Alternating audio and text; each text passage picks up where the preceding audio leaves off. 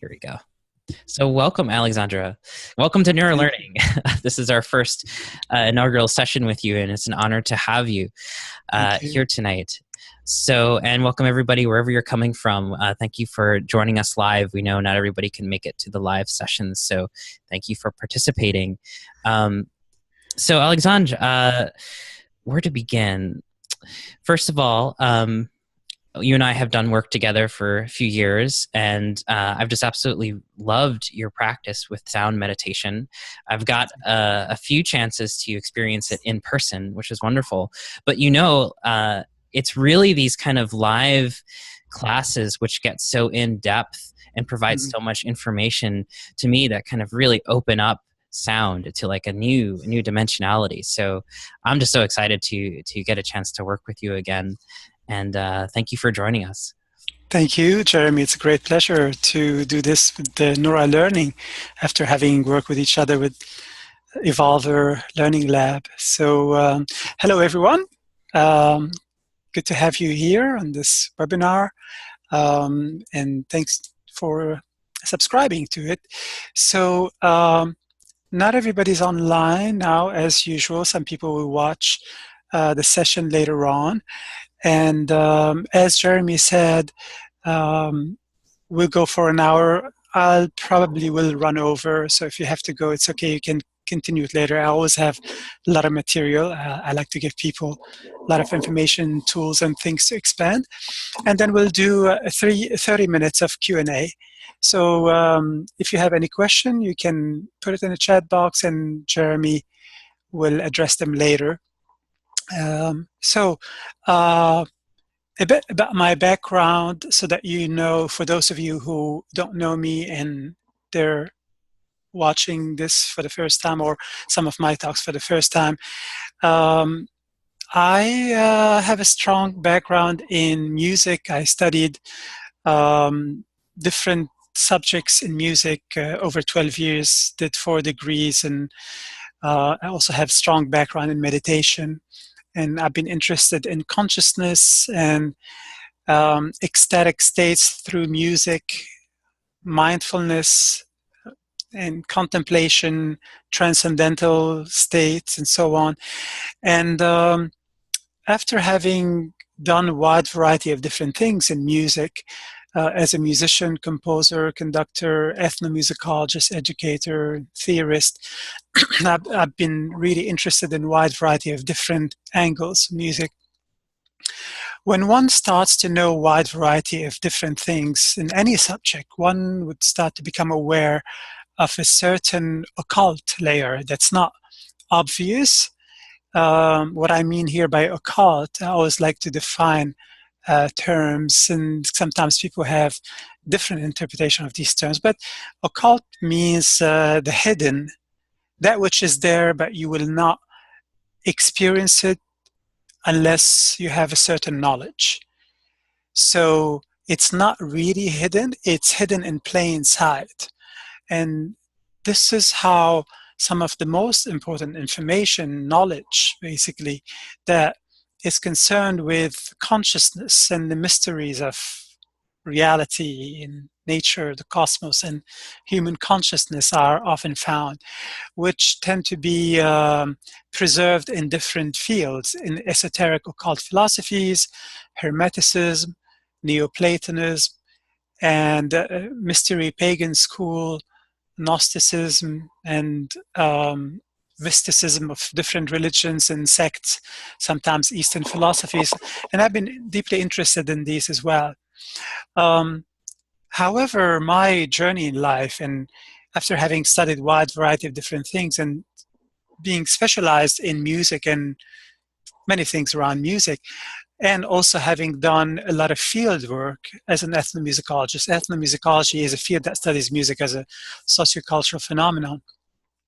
You start to become aware of certain very important information that's not addressed. Now, this is not something that's new. People in the past who have studied the trivium and the quadrivium, and I'll expand on this in a bit, um, having focused on one side of music, which music was one part of the quadrivium. So what are these two groups. These are the 7 true liberal arts that people used to study in the old days, up until 1800s, up until actually, late 1800s, up until the Habsburgs during the Austro-Hungarian Empire changed this education and abolished it and created a different educational form. So basically, the trivium is a group of 3 topics. And they are grammar, logic, and rhetoric. So these subjects deal with the observer, your mindset, the individual's intellect. And the second group, the quadrivium, which deals with the different manifestation of intelligence through mathematics, mathematical systems. And the 4 subjects are geometry, arithmetics, music, and astronomy. However, it's not music playing. It's some of that, but it's mostly the esoteric side of music. This is what's called musica theorica, or theoretical music, as opposed to musica practica, practical music. Musica theorica dealt with music theory, but mostly the science of harmonics and this intelligent system that drives all sounds. And I'll expand on this later. So this is a lost art, unfortunately. While people used to know about it, especially scholars, now it's vanished. So I became deeply interested in it because I'm interested in the unknown. I'm interested in anything that can explain what consciousness is, what the human experience is about. Where does this power come to music and sound? So that's how I became interested in the esoteric and therapeutic properties of sound, studying them through 3 different perspectives: the Eastern philosophical, how sound has been used in Eastern philosophies, mantra and sutra systems in various types of chants, whether Buddhist chants or others. The other perspective was the shamanic societal beliefs, how and why sound was used in shamanic ceremonies all over the world. And the third one is the Western scientific, learning about sound through academic and scientific fields. Neuroscience, physics, acoustics specifically, mathematics, and music theory, psychology, so on and so forth, phenomenology. So in this webinar, I'll bring all of these things together in a coherent way, taking a multidisciplinary approach and a syncretic approach. And having done a lot of comparative study, why are these important? Because sound is so complex. The only way to understand it is through taking a multidisciplinary approach to really understand what music is about, why humans are obsessed with music, how sound has served humanity for thousands and thousands of years. It's definitely a mystery, and I like to give people a lot of information so that first of all, I create an awareness and I inspire them to do more work and research beyond this class, which will only be a springboard, and to give them tools for them to learn how to work with sound without any unconfirmed rumors, hooey and hokey stuff, which unfortunately there's a lot of that happening. And it's part of the human condition. When we don't know, we end up by conjuring up explanations and confabulating, which is something that is normal, but we need to move beyond this. So it's very important to remain skeptical but not doubtful, but also watch out for cognitive dissonance, which would make you reject something new if it clashes with certain belief you may have. We all need to do this at various points to let go of the old narrative and to replace it with a newer narrative. However, this newer narrative can be challenging sometimes, so it's very important to not rush into saying, no, that's wrong, or yes, this is it, but say, I don't know, I may need to research it more. That's the most important part, is the transformation that happens in you when you do this work. Because when we work with sound or with consciousness and research this, we are dealing with very, very abstruse and convoluted form of knowledge that it will take some people years to really understand. And certainly it's taken me a whole lifetime so far in synthesizing all of these seemingly unrelated topics that I mentioned earlier, to distill them to understand how complex sound is and powerful and useful to human consciousness.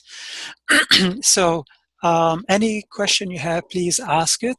I will be providing a PDF, a study guide. I'll go over it at the end. And I love to take questions. So first, I'd like to address mathematics in nature. It really comes down to this. This is the most important thing here, because sound is mathematical ratios that you're listening to. Same with music. And the reason why they're powerful, because they temper the way we perceive reality. And as we're starting to realize more and more through contemporary findings in physics, that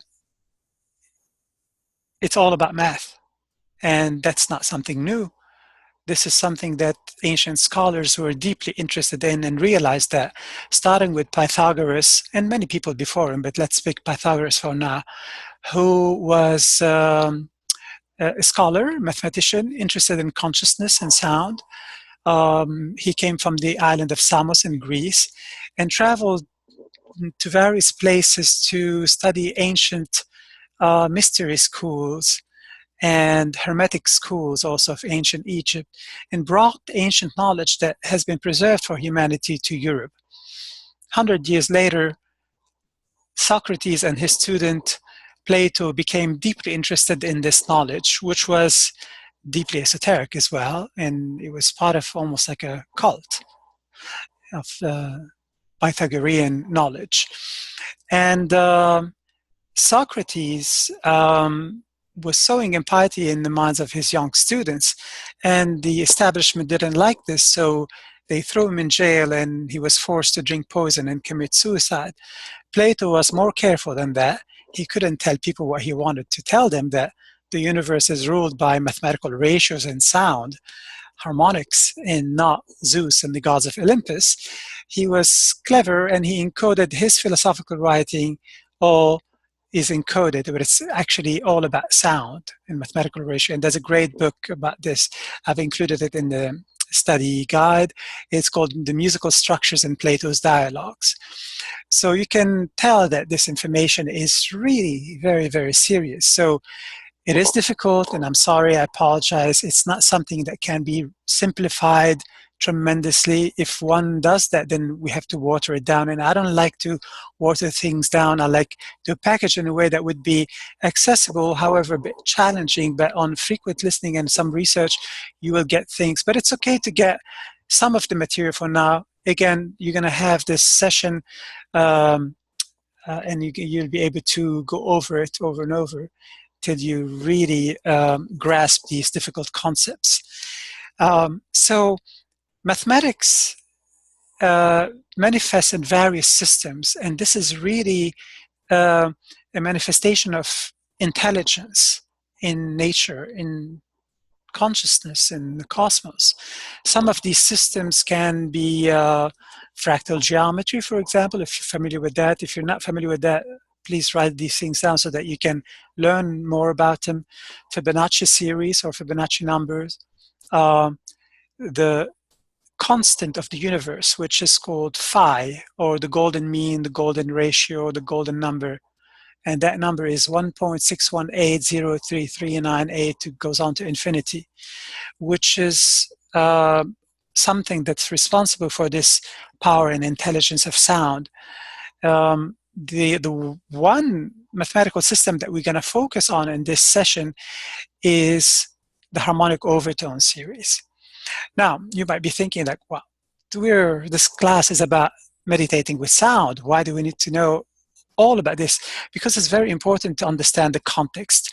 And that's imperative when we're dealing with something complex. If you don't have context, you may dismiss it and you may think it's superfluous or it's a waste of time. No, it's very important to approach complex things in a very systematic, delicate way and to give it a context and to expand them little by little. But I'm going to cover the most important things, which are sound and the magic in sound, meditation, phenomenology, and so on and so forth. So I'm getting to all of that. So harmonic overtone series is a magical series that gives sound its power. So this is on one end, sound is what's responsible for creating the experience. What I'd like to start with is the other side, which is who is observing and how is this being observed. And this is where we talk about the mind of the observer.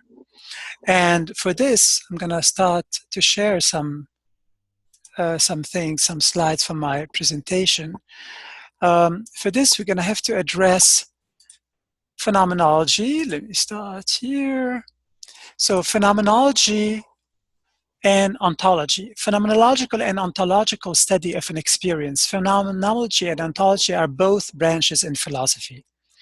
Phenomenology is the study of the structures of experience and consciousness. It is primarily concerned with the systematic reflection on and study of the structure of consciousness and the phenomena that appears in acts of consciousness. Jeremy, did I, can you hear it well? Yes. Okay, very good. I just wanted to, because I saw something flashy. Thank you. And some of the prominent phenomenologists are Heidegger, Hegel, Merleau-Ponty, Sartre, Husserl, so on and so forth. Ontology is the philosophical study of the nature of being, becoming, existence, or reality, as well as the basic categories of being and their relations. Some prominent ontologists are Aristotle, Avicenna, Al-Ghazali, Thomas Aquinas, Gilles Deleuze, Derrida, Descartes, and so on and so forth. So this is basically what the individual has to be concerned with, the individual observing the experience. The mindset that the individual observing an experience is very important, and the mindset is intentions, attention, will, and awareness. All of these things are different elements of the mindset which the individual observing the experience provides. One can also extend this mindset to monitoring how one is investing his or her time and energy in the experience, but in everyday life as well. So these are important elements that will tie up to several other things. Now, how do these inquiries manifest? By becoming aware of some of the things as one is observing something. Where is the experience coming from? How is it unfolding? How can what I'm experiencing be used in a beneficial, positive, constructive, therapeutic, healing, and revealing way? What am I learning about myself? Which side of myself is being revealed? Why and how? Where does this side dwell? Could what I'm experiencing be a higher self-awareness? Next point, where are my normal baseline thoughts? Where did the normal discursive thinking go, the monkey mind? Am I creating this or am I tapping into it, discovering it? Is it the same anyway? What is reality? Where is reality? Where is the mind talk coming from? How come I'm more aware of it right now? Experiencing this level of awareness and self-observation is allowing me to make choices on what is going on in my mind, to notice my loops, my tendencies, my mental habitual patterns. I wasn't sleeping, but I wasn't awake either. Where did the observer, the I, go? So these are some questions that people may ask in any form of meditation, contemplation, or mindfulness. And these are three important things. Now, and they also happen while we're working with sound. It's not all the time meditation. It's very important to distinguish these things. But what's really happening in the experience is a taming of the mind, becoming aware of the activities of the mind without fighting them, without pushing them away, without trying to stop them, but rather paying attention to the sensory experience and not to one's thoughts on the sensory experience. So let's flush things out and try to understand what meditation is. This is a wonderful quote by Alan Watts. Meditation is the discovery that the point of life is always arrived at in the immediate moment. So what is meditation? The etymology of the word meditation is derived from the Latin meditatio, from the verb meditare, which means to think, to ponder, or to contemplate. Meditation is a practice meant to bring a level of awareness to the nature of the mind and the mind's activities. During meditation, an individual trains the mind to concentrate on a single point, whether an object, the breath, a mantra, etc., in order to ease mental activity and induce a state of well-being. It has been practiced since antiquity and has been a component of many religious traditions and spiritual philosophies, as well as in holistic practices. Another focus of meditation may involve delving into a particular emotional state, such as fear, anger, shame, self-pity, etc., in order to analyze and understand that state and to learn to disconnect from it on the root level. The objective here is to disengage from one's tendency to generate such state and to break undesirable habitual patterns of the mind. The ultimate goal of meditation is to be attentive to the sensory experience rather than to one's thoughts on the sensory experience, directing awareness inwards, resulting in what meditators describe as being awake inside without being aware of anything except awareness itself. Contrary to common belief, the practice of meditation is not to empty the mind, but rather to refrain from becoming engrossed in discursive thoughts that enter our consciousness and to train ourselves to do this in a non-meditative state as well. A constant barrage of random thoughts can cause mental fatigue by overrunning the mind. This eventually begins to distract and disconnect us from our environment, making us more prone to misinterpreting and misjudging situations, projecting past experiences onto the present, and unnecessarily expending metabolic energy. This fatigue can also make the mind less sensitive to what the body is experiencing in the present. Through self-regulating the mind, meditation offers numerous benefits on the mental, emotional, and physical levels, quieting and clearing the mind, developing compassion, patience, love, kindness, generosity, and forgiveness, and easing health issues such as high blood pressure, anxiety, and depression. So I'd like to say a few words about contemplation and mindfulness. Contemplation is when one is listening to music or observing the mental activities and fine-tuning the awareness, following resonance, following the intuition, observing the meandering of the mind or the exploration of specific thoughts so that one can use his or her intuition and to fine-tune it, and even using creativity and imagination in the act of creating something. And creativity is not just for artists of all sorts. Of course, artists make great use of imagination and creativity, but every person must explore imagination. It's innate with us and it's supposed to be fine-tuned and exercised. And to observe the thought process, to fine-tune it, to really explore the coherence of specific thoughts. Basically, it is to observe the gravitational pull, resonance that we feel, and to activate that innate intelligence in following specific discursive thoughts, especially important ones, of course. And mindfulness is to become aware of the working of the mind as we're doing whatever activities we're doing, and to try to keep it limited to only that one activity that we're doing. Zen Buddhism promotes mindfulness and to be exercised in the most minimalistic way possible. If you're taking a walk, just focus on taking a walk. If you're washing the dishes, just wash the dishes. If you're listening to music, just listen to music, and basically not to get the mind to do whatever it wants to do, because the mind is almost like a spoiled brat.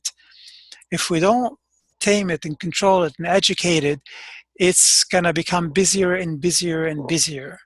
Why? Because consciousness is interested in having an experience, and we grow from an experience. But it's very important to fine-tune this experience, to be completely engrossed in that experience that we're having, to explore its potential, to learn more about who's observing the experience. Who am I, basically, is the most important question. To learn more about the individual beyond what one knows about the self, to learn more about the higher self, to connect to the higher self. All of this basically is to tap into deeper level of gnosis. Gnosis is an ancient Greek word for self-knowledge. And the Gnostics followed self-knowledge. They were not called Gnostics. It was a derogatory term back then, almost like saying smart asses. They called themselves telestai. Telestai are those who are aimed at. And they use various methods to reach gnosis. And there's a great revival to Gnosticism these days. And I've been one proponent, actually, of Gnosticism and trying to promote people to tap into this inner innate knowledge that we come with. This is the spark of the divine that we have within us. And we're going through hard time now as humanity. There's so much chaos in the world, so it's very, very important to follow Gnostic teachings. So this is a bit about meditation, contemplation, and mindfulness. Of course, one can go far deeper into it, but I'm gonna stop right here. I'd like to address now the mystical side of sound and the esoteric as well. So sound has a deeply esoteric side, and let me actually stop sharing so that you can see my face. And so sound has a deeply esoteric side and occult, as I said in the beginning. If you're interested in philology, which is the study of sacred texts, and interested in Eastern philosophies, you will find that at the core level of all religions and philosophies, there is sound as the creator of the universe, of reality. This is the word in the Bible. The first sentence in the Gospel of John, in the beginning there was the Word, and the Word was with God, and the Word was with God, and the Word was God. This is not written by John, unfortunately, if John really existed. This sentence is taken word to word from the pyramid text. So, and we still don't know how old the pyramids are. They keep on getting older and older. But this comes from an ancient knowledge, from very advanced civilization that knows a lot about the true power of sound and the connection between sound and the universe, consciousness, reality. So here, this word is a reference to the concept of logos, and logos means reason and ratio. If you remember, I earlier said that sound is mathematical ratios, and I'll expand on this in a minute, but keep this in mind. In Hinduism, you have the famous sentence, the universe started with the primordial Om, or Aum. Or in ancient Egypt, they believed that the universe started with a song. Aborigines in Australia, they tell you the universe started with 3 songs. Nada Brahma, the word is sound, the universe is vibration. Also, a sentence that you would find in the Rig Vedas. music of the spheres, the Big Bang, even in Western sciences. So sound seems to have created the universe, and we don't know how. Those who study Kabbalah know very much that you need to use mathematics to really understand Kabbalah. And Kabbalah is mostly the science of harmonics, which is the ancient quantum physics. And to really understand the mathematics of sound, one has to use a different mathematical system, which is base 60 mathematics and not base 10. What we use now is base 10, which is 1, 2, 3, 4, 5, 6, 7, 8, 9, 10. The ancients seem to have known about a different, more ancient form of mathematics, which is base 60. This is during the Babylonian, or even ancient Egypt, Babylonian period and Sumerian period. And René Descartes and Isaac Newton and Leibniz confirmed this, that there seemed to have been a different mathematical system that's closer to the intelligence in nature, which manifests in mathematical systems. So this is very important to understand the complexity of the harmonic series, which is what I'm going to focus on. But sound is vibration, pulsation, and oscillation, and not only vibration. And sound has very important elements. I'm going to focus on the most important aspect, which is the blueprint of sound, and that's called harmonics, the harmonic overtone series. And here I'm going to go back to my presentation so that I share with you some slides. So the harmonic series, a harmonic or an overtone is any frequency higher than the fundamental frequency of a sound. The fundamental and the overtones together are called partials. Harmonics are partials whose frequencies are integer multiples of the fundamental. These overlapping terms are variously used when discussing the acoustic behavior of musical instruments. When a resonant system, such as a blown pipe or plucked string, is excited, a number of overtones may be produced along with the fundamental tone. In simple cases, such as for most musical instruments, the frequencies of these tones are the same as or close to the harmonics. The human vocal tract is able to produce a highly variable structure of overtones called formants, which define different vowels.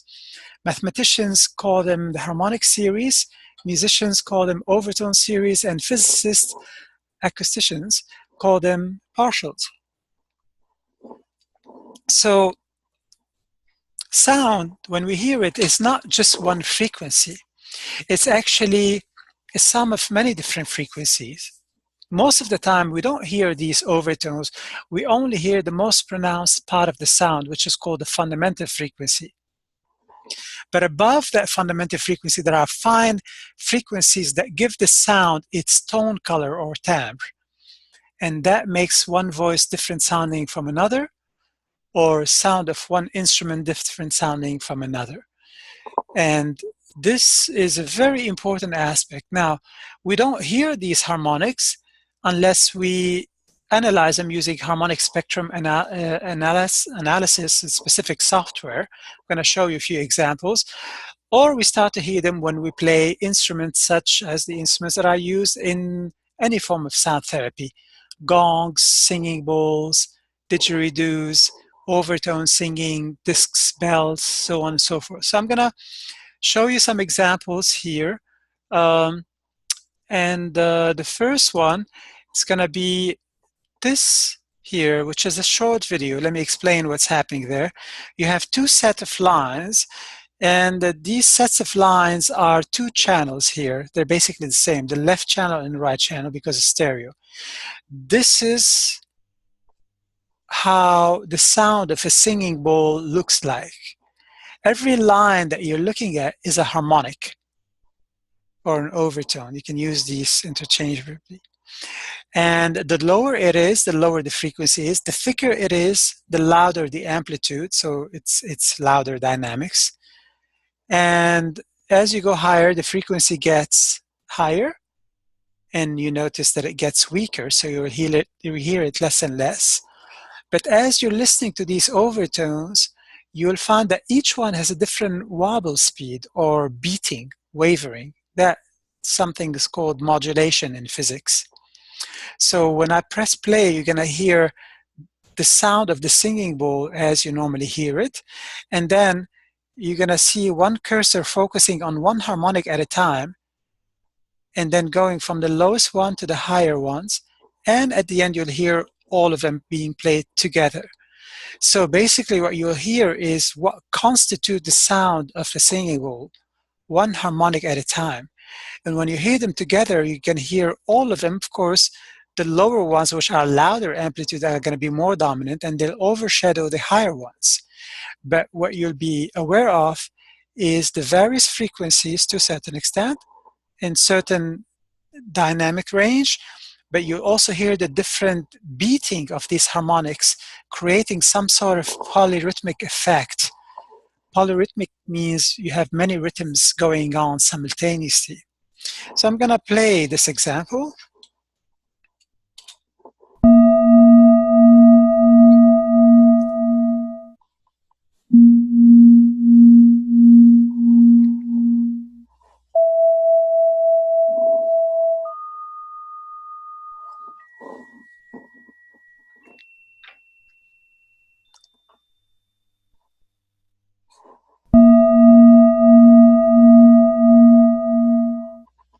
The next example is going to show you the harmonics of one note played on a Shruti box. A Shruti box is a little squeeze box. You may Google it if you like.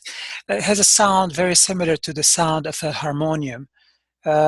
Also a bellow instrument that has a basic keyboard that emits a lot of harmonic overtones, often played in kirtans and bhajans. It's not an Indian instrument. It's a variation that came out of India, a variation on the street organ, the Dutch street organ, and it creates a lot of harmonics. So you can see that the lowest line is the fundamental frequency, and all the other harmonics above are various harmonics that are within that one note, and you're listening to a C, and it sounds like this.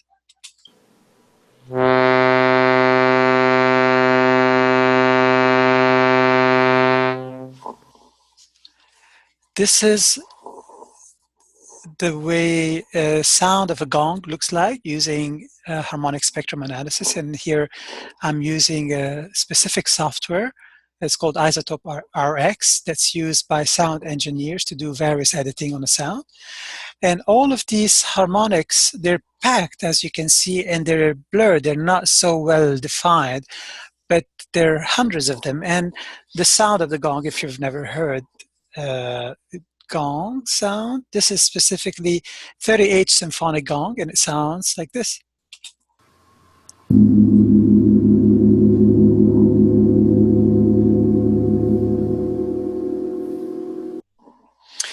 So let me stop sharing, go back. Oh, there's one more slide actually. I want to show you this. This is a didgeridoo sound. And as you can see, there are a lot of harmonics is there. And the space that you see where there are no harmonics, this is where the sound stops. So I was playing the didge and I would create stops so that, you know, we can see them happening.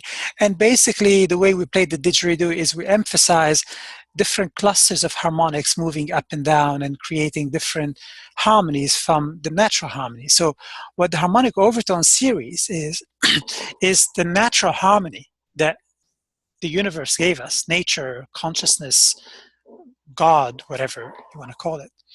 And it's probably the most complex mathematical system ever. And it's deeply esoteric and convoluted, and the ancients were deeply interested in it. And they're all mathematical ratios, basically. So the word harmony came out of the harmonic overtones. This is the purest manifestation of harmony in nature. Coincidentally, humans everywhere in the world, and you know, a lot of what you're hearing about and we'll hear some more, is literally a culmination of years of studies and fieldwork in over 40 countries, many years of studying music, work with uh, over 15,000 people I've worked with doing sound therapy in the past 14 years, and many personal experiences, a lot of scientific studies and thorough research. So um, please take things seriously and research them. And it's okay if you can't understand them on first run, but through research and hearing this material over and over, things will sink in more and more. So this mathematical ratio is very important. What's more important is that we have an intuitive knowledge. It's very powerful intuition that drives us toward creating instruments, regardless of what culture you're talking about. And I've encountered this in many, many different places in the world where people spend so much time and effort into creating instruments, whether from metals, and it's very hard to create an instrument, singing bowl or gong. You have to source pure elements. For example, if you want to make a singing bowl, you have to source tin, high quality of tin, 20 to 23% tin, and 77 to 80% copper, and about 1%, some singing bowls have about 1% of iron, and less than 1% of various traces of different metals. We don't know if these should be there or they're there as impurities, and some of these metals can be silver, gold, mercury, lead, and so on. But the most important two elements are tin and copper, and that's what gives you the alloy bronze. And from bronze, you can make singing bowl or bell. Church bells are made from the same element and the same alloy.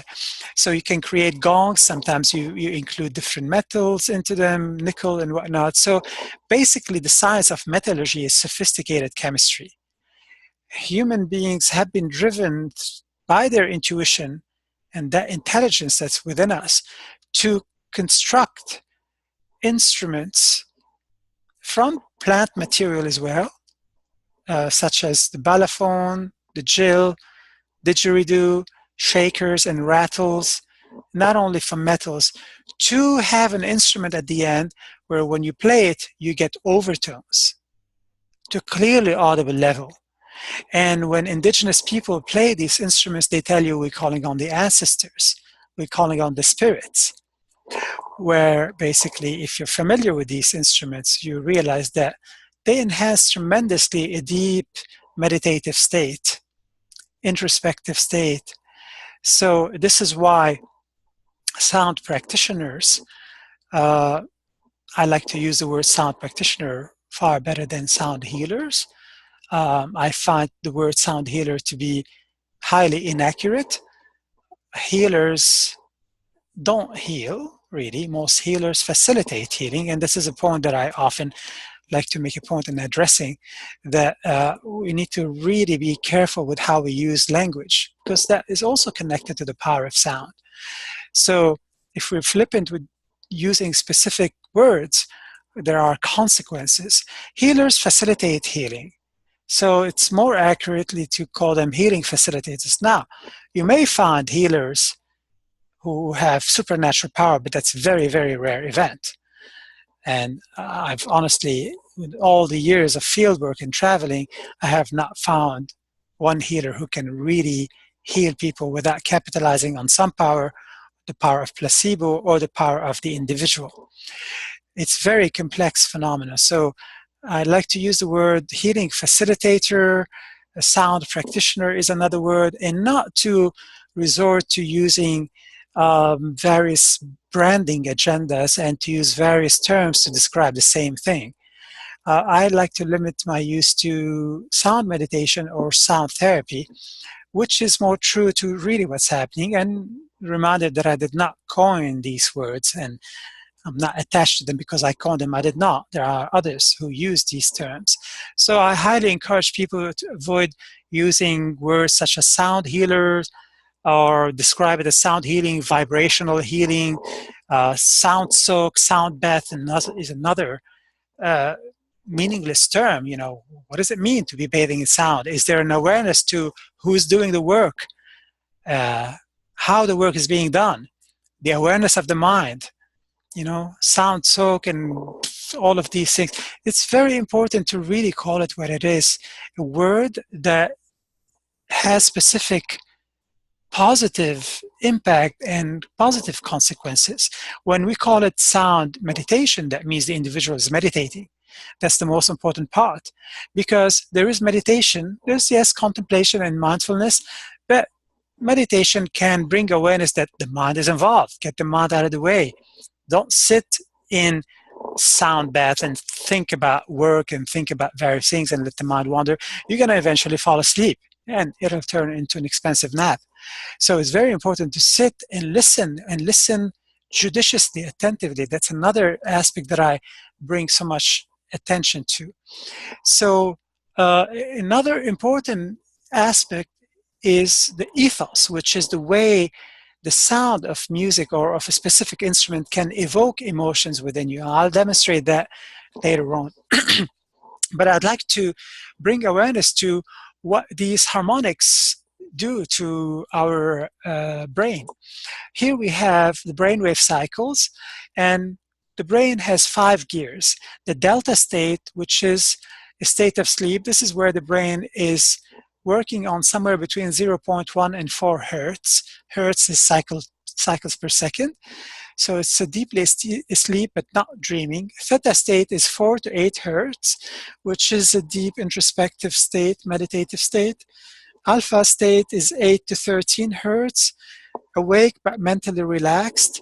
Beta state is somewhere around 12 or 13 hertz to 30 hertz. It's a state of being alert, busy, concentrating, and engaged in mental activities. The gamma state, 30 to 100 hertz, is a hyperbrain activity which is great for learning and creating. So I'm going to show you some snapshots from EEG studies that I've done. First, you'll see my subject's baseline. Here she's lying down, wearing a mask and not listening to any music. What you see on the left is the left hemisphere, the activities in the left hemisphere in the brain, and the group on the right is the activities in the right hemisphere. So the depth is time, that's about 6 seconds. The blue means that there's no electrical activity. And then you get to a little higher brain electrical activity, which is green, and then red, yellow, and white. The highest peaks are in white. And everything is measured using microvolts. A microvolt is approximately 1 millionth of a volt. And you'll see these in the middle, 0, 10 microvolt, and 20 microvolt. And on the bottom, you have 0, 20, and going higher. These are the brainwave cycles. This is the hertz level. So it's a busy mind. This is what a monkey mind looks. One would think that if she's lying down wearing a mask, then her mind is at rest. Yeah, that's what we think, but the mind has always activities and micro thoughts. When I play the gong for 2 minutes, this is what happened to the brain. All of the activities flattened. So gong, again, it's overtones. It's not just any instrument. And this is what the brain looks like when one uses tuning forks C and G, which is called fifth, perfect fifth. So this also quiets the mind. What's important here is that the fifth is an interval, and that interval is a 3 to 2 ratio. Remember I said earlier that sound is mathematical ratios. All intervals are found between basically notes. And this is where the mathematical ratio lays. A second, the distance between C and D or D and E, that's a 9 to 8 ratio. So all that music is different mathematical ratios, and mathematical ratios are found in harmonies too. And harmonies can be dissonant and can be consonant. Dissonant means creating tension. consonant creating a release. Dissonant can create, tension or irritating sound. And this is a small Vietnamese gong. I'll show you these instruments later on. Also quiets the mind. This is a small Japanese bell played on high amplitude, and low amplitude brings this mental activity in a lower range, but that's not discursive thinking. This is emotions flaring up. This is the limbic system, which is responsible for emotions being activated. The brain has three concentric parts. At the core level, we have the most primitive side of the brain, which is called the reptilian brain, which deals with non-discerning action, fight or flight, survivorship, dominance, power, aggression.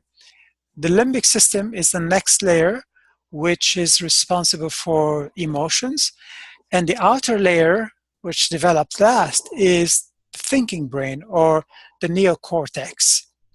And most of these activities are measured on the neocortex, except for specific ones that deals with emotions. And this is what people experience when they smell Palo Santo, which also moves emotion. All of these things are basically showing what the brain goes through when emotions are being evoked. And this is another example of another olfactory stimulus, which is orange blossom water or neroli water. Here again, the emotional state is going higher. So sound can also do that. When you're listening to an instrument, well, I'll demonstrate this later because I want to show some more slides here. I'm going to show some basic techniques on how to play instrument. So, but sound also affects the autonomic nervous system. You see on the left the parasympathetic division and on the right sympathetic division. Basically, the autonomic nervous system works by triggering on and off.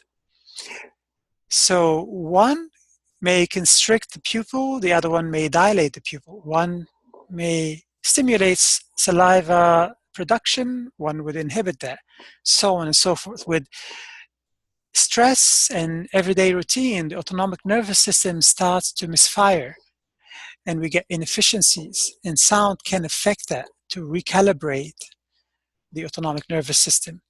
Also, it affects the vagus nerve, the most central nerve in the body.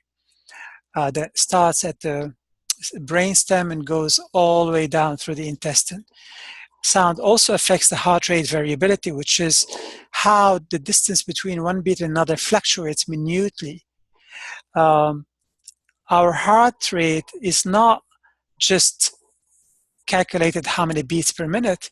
That's an important aspect, but there's a micro level of this importance, which is how does this beating fluctuate minutely, that we need sophisticated machines to really measure the fluctuation, and how the intensity of these beats also fluctuates. The brain picks up on all of this and regulates the entire body and the secretion of the various chemicals that the body runs on, the neurotransmitters, the enzymes, and the hormones, to regulate the entire body based on how the heart is feeding.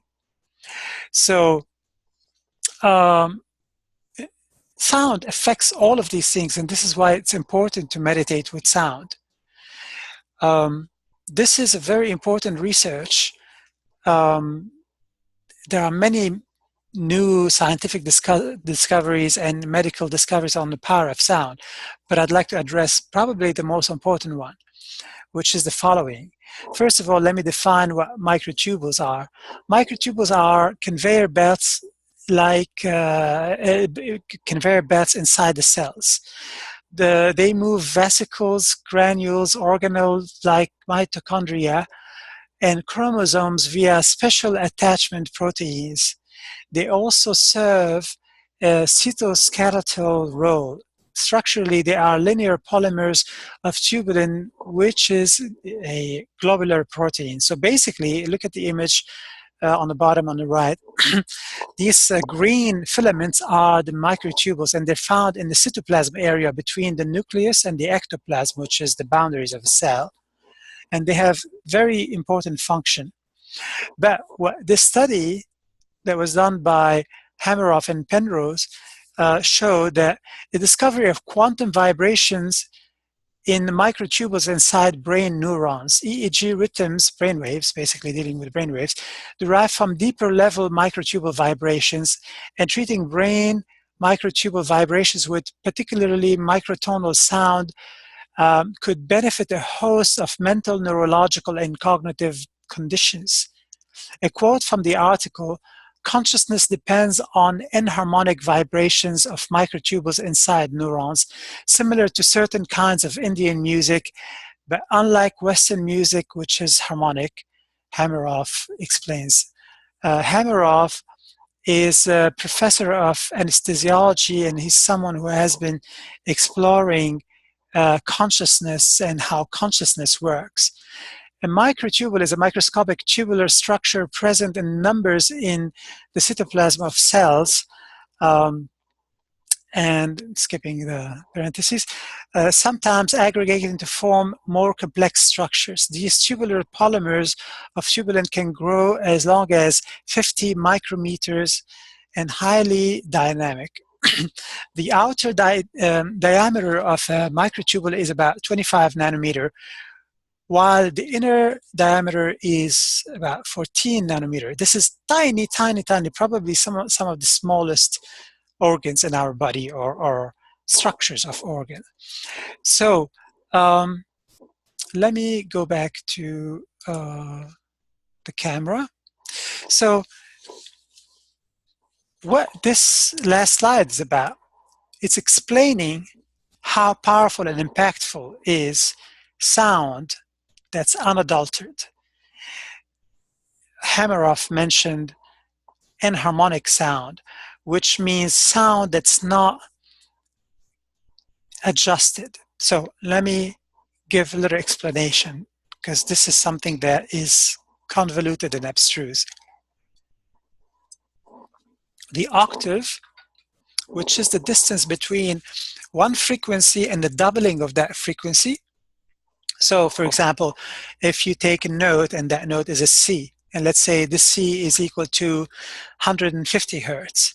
If you double the frequency, you get to 300 hertz, and this is where you go from C lower octave, which let's say it's La. If you go to higher octave, it goes to La. So Do, Re, Mi, Fa, Sol, La, Si, Do. The Do is a C. Do, Do, that's an octave for the non-musicians. And the distance in between is very important, and that distance has been divided into different number of tones. In the Western world, we have 12 tones, and these tones are what we consider to be the half step. The half step is the distance between the white key and the adjacent black key on the piano, or C and C sharp, or C sharp and D. In other musical cultures, this octave is divided to more than 12 half steps, or 12 tones. For example, sometimes less too.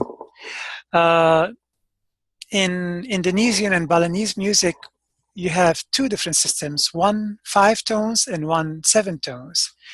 In the Indian music system, you have 22 tones. They call them 22 shrutis.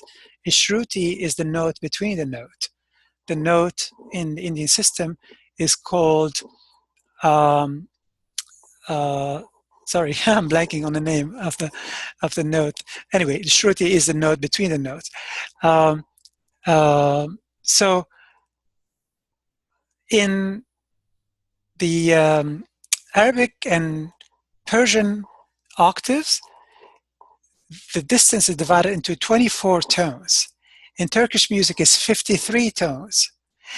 In Byzantine chants, which are the chants that I used sung in the Greek Orthodox Church, we find 72 tones. So why these different divisions and different numbers? Well, because these notes are intricately connected to the tuning of the frequencies that we find in the harmonic overtone series. I've included a few links for you to learn more about, because I cannot expand on all of these things. There's so much to explain, but I'm giving most of my time to the most important things related to the topic of this webinar. But these are things you can research, and I've included them in the study guide. So the tuning of these harmonics affects the various harmonic cultures that we find in the world. And it did to the Western world up until we created something that literally castrated the power of the octave in the Western world, and that became known as the equal temperament. The equal temperament, and there's a book that I've included in the study guide and a few links you can check out on Wikipedia to learn more about the equal temperament and its detriment.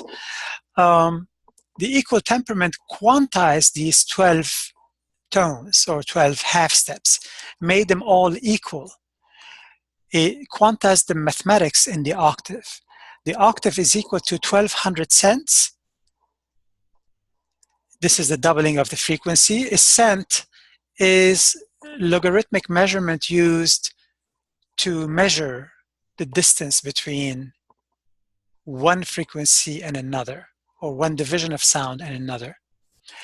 So if you quantize the octave and the whole octave is equal to 1200 cents, then a quantized half step or tone will be equal to 100 cents. Whereas before the equal temperament, in what is called just intonation, and there are different mathematical tunings and different divisions of octave, Pythagorean tuning and so on and so forth. But the most dangerous of all of them is the one that snapped us out of this divine intelligence that manifests in sound, which took away the trance state, the euphoric state, the ecstasy that one can reach from playing music and listening to music.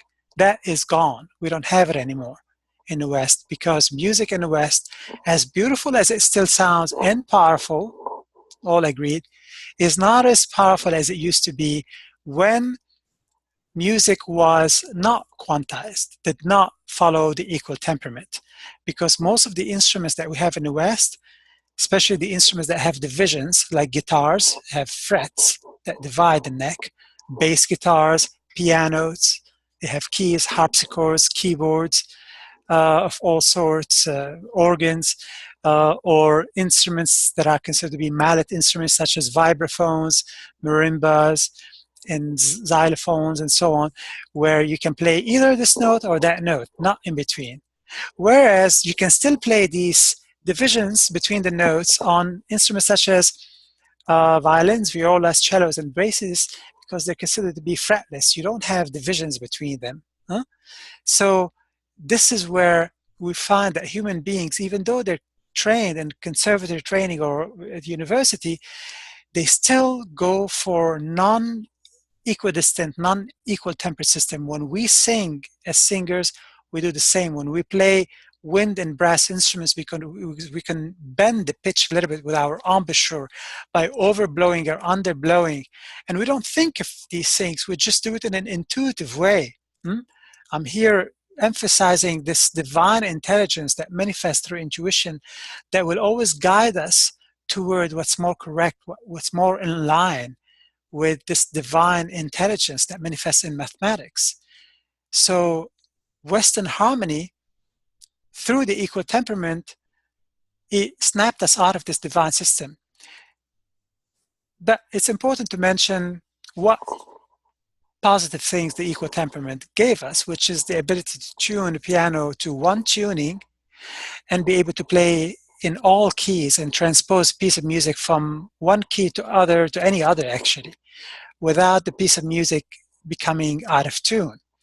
Before the equal temperament, let's say you tune the piano to a non-equal temperament, you can transpose a piece of music in the key of C major to only up to 4 flats or 4 sharps in the key signature, not beyond. If you go to 4 sharps or 4 flats or 6 or 7, the piece of music will start to go out of tune. I know what I'm saying is very confusing, maybe difficult to the non-musicians, but if you do a little research, you understand it more and more. It's very hard to go into the detail without taking 5 hours. So in the interest of time, I'm going to stop right here. But again, I've recommended a book appropriately called How Equal Temperament Ruined Music and Why You Should Care. Ruined Harmony, sorry, and Why You Should Care. There are many other books about the detriment of the equal temperament. So ancient musical cultures that have been around for hundreds or thousands of years did not switch to this equal temperament. And they're still being used because the most valuable thing will be gone. What? Trance state, euphoric state, and states of ecstasy. This is something called tarab in Arabic music, classical music, which is a high level of euphoria, of ecstasy, of enchantment, achieved solely through musical understanding, listening, and playing. So when we use these instruments, such as singing bowls, gongs, so on and so forth, we are actually working with pure intonation, not in an adulterated one. Do you see how human intelligence would always gravitate toward the untouched, the intelligent, to use it to expand consciousness?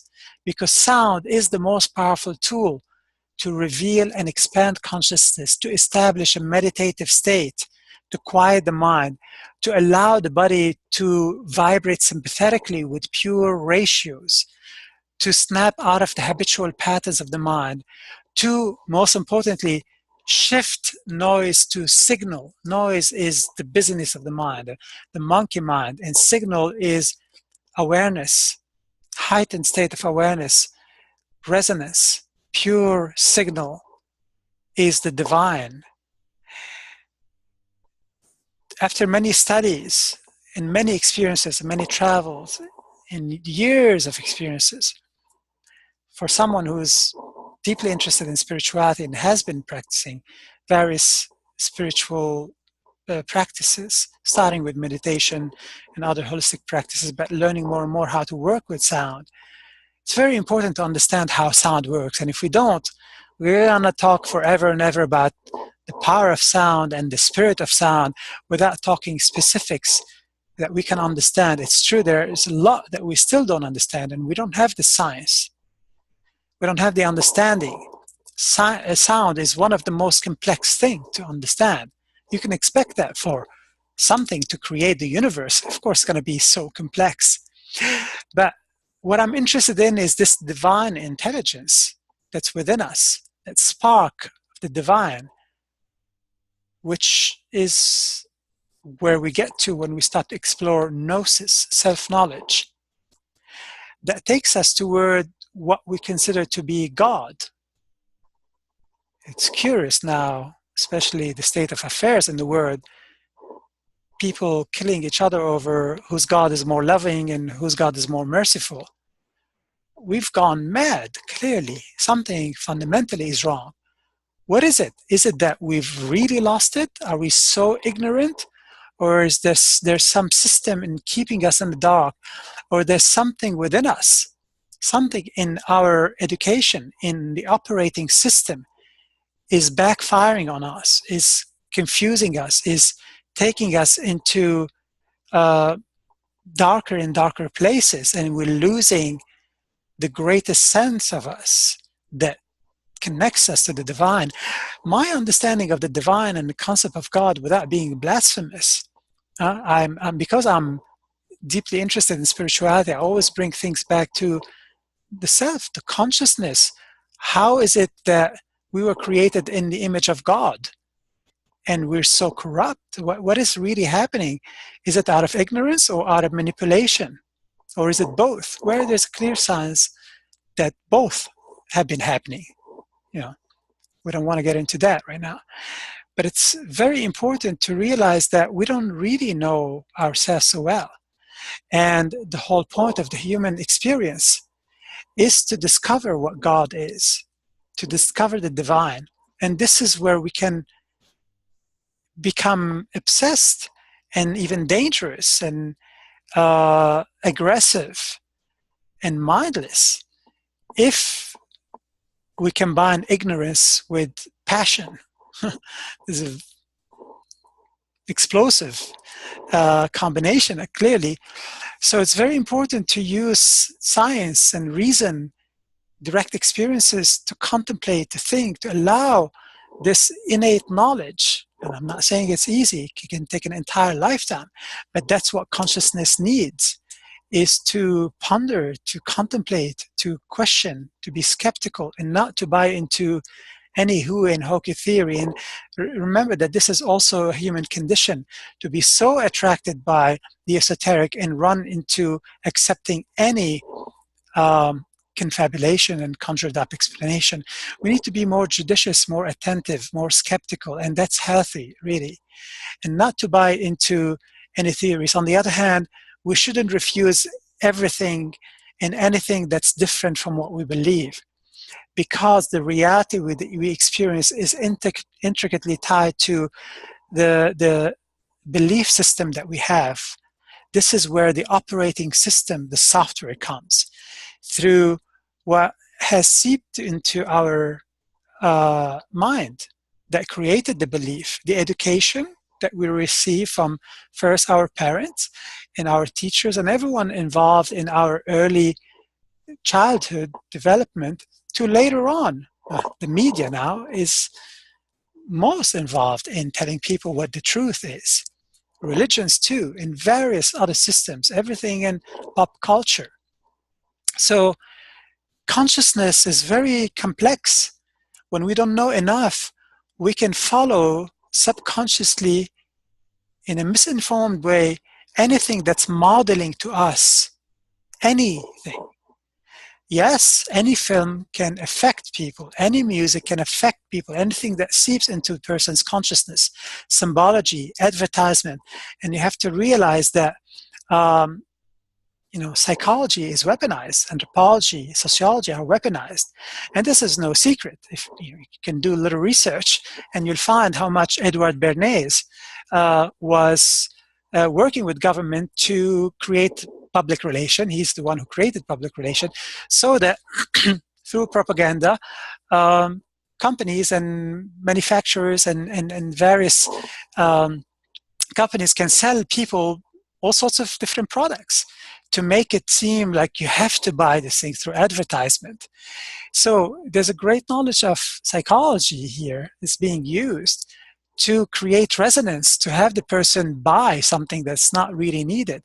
So it's very important to understand consciousness, to understand that we can be taken on a ride if we don't know enough, if we don't have the right awareness. But if this is working, and there's a great documentary about this if you're interested in learning more about it. It's called The Century of the Self, which you can watch on YouTube. It's by Adam Curtis, about this whole thing about Edward Bernays and basically taking advantage of people by learning more about psychology. So basically, this will take us back to the power of sound in the intelligence system, in how we vibrate sympathetically with things. And if we don't know about this divine intelligence that deals with some mathematical system that we call God, God is an alignment with the divine, is an ethos. Ethos is the describing character, the personality, the emotional state that sound will evoke within us. And this is how sound, in a holy place or not, can evoke catharsis or feeling of elation, feeling of the divine. Excuse me. And all of these things have been used by book religions as well. Christianity and Islam and Judaism, with no secrets. So, but basically, what sound is perfection, is alignment with the divine, is symmetry, is beauty, it's aesthetics. Numbers rule the universe. This is why all physicists use formulae and very complex mathematics. Keep in mind, mathematics come in a wide variety of different forms, not the math that we only study in high school. And it's not only one type. As you know, there's a wide variety. There's algebra, trigonometry, geometry, calculus, and so on and so forth. So the type of mathematics I'm talking about can create harmonies, mathematical ratios. And this is what Pythagoras was interested in. So now I'm going to go into playing some instruments and demonstrating them. So basically, I'm going to show, I'm not going to talk specifics about these instruments. This is a singing bowl. This is one of the most commonly used instruments. It has beautiful overtones and creates a sense of harmony. You can play it in a wide variety of different ways. I have a couple of videos on my website, soundmeditation.com, that would show you how to play basic things on the singing bowls and gongs. But if you hit it, you get these overtones that can cause the individual to calm down even within a few seconds. You can play it in different ways by either rubbing it on the rim to isolate one overtone. And basically, when you play different singing bowls together, assuming that they get along and they're chosen in a way where all of the frequencies can create harmony, you are creating harmony extemporaneously from the natural harmonics, natural harmony that would affect everything in the body. And these are the instruments that I used in sound therapy. In old days and in contemporary days, you can also play it with a different mallet that has suede on the bottom to give you lower overtone.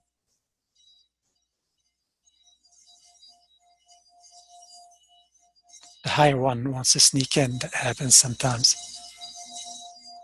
Now we have two of them. I don't know if you can clearly hear them with the basic mic of the headset. So singing bowls are used in sound therapy. You can also use small or large gongs. This is a small handheld one. This is a Vietnamese gong that I showed you earlier, how it affects the brain.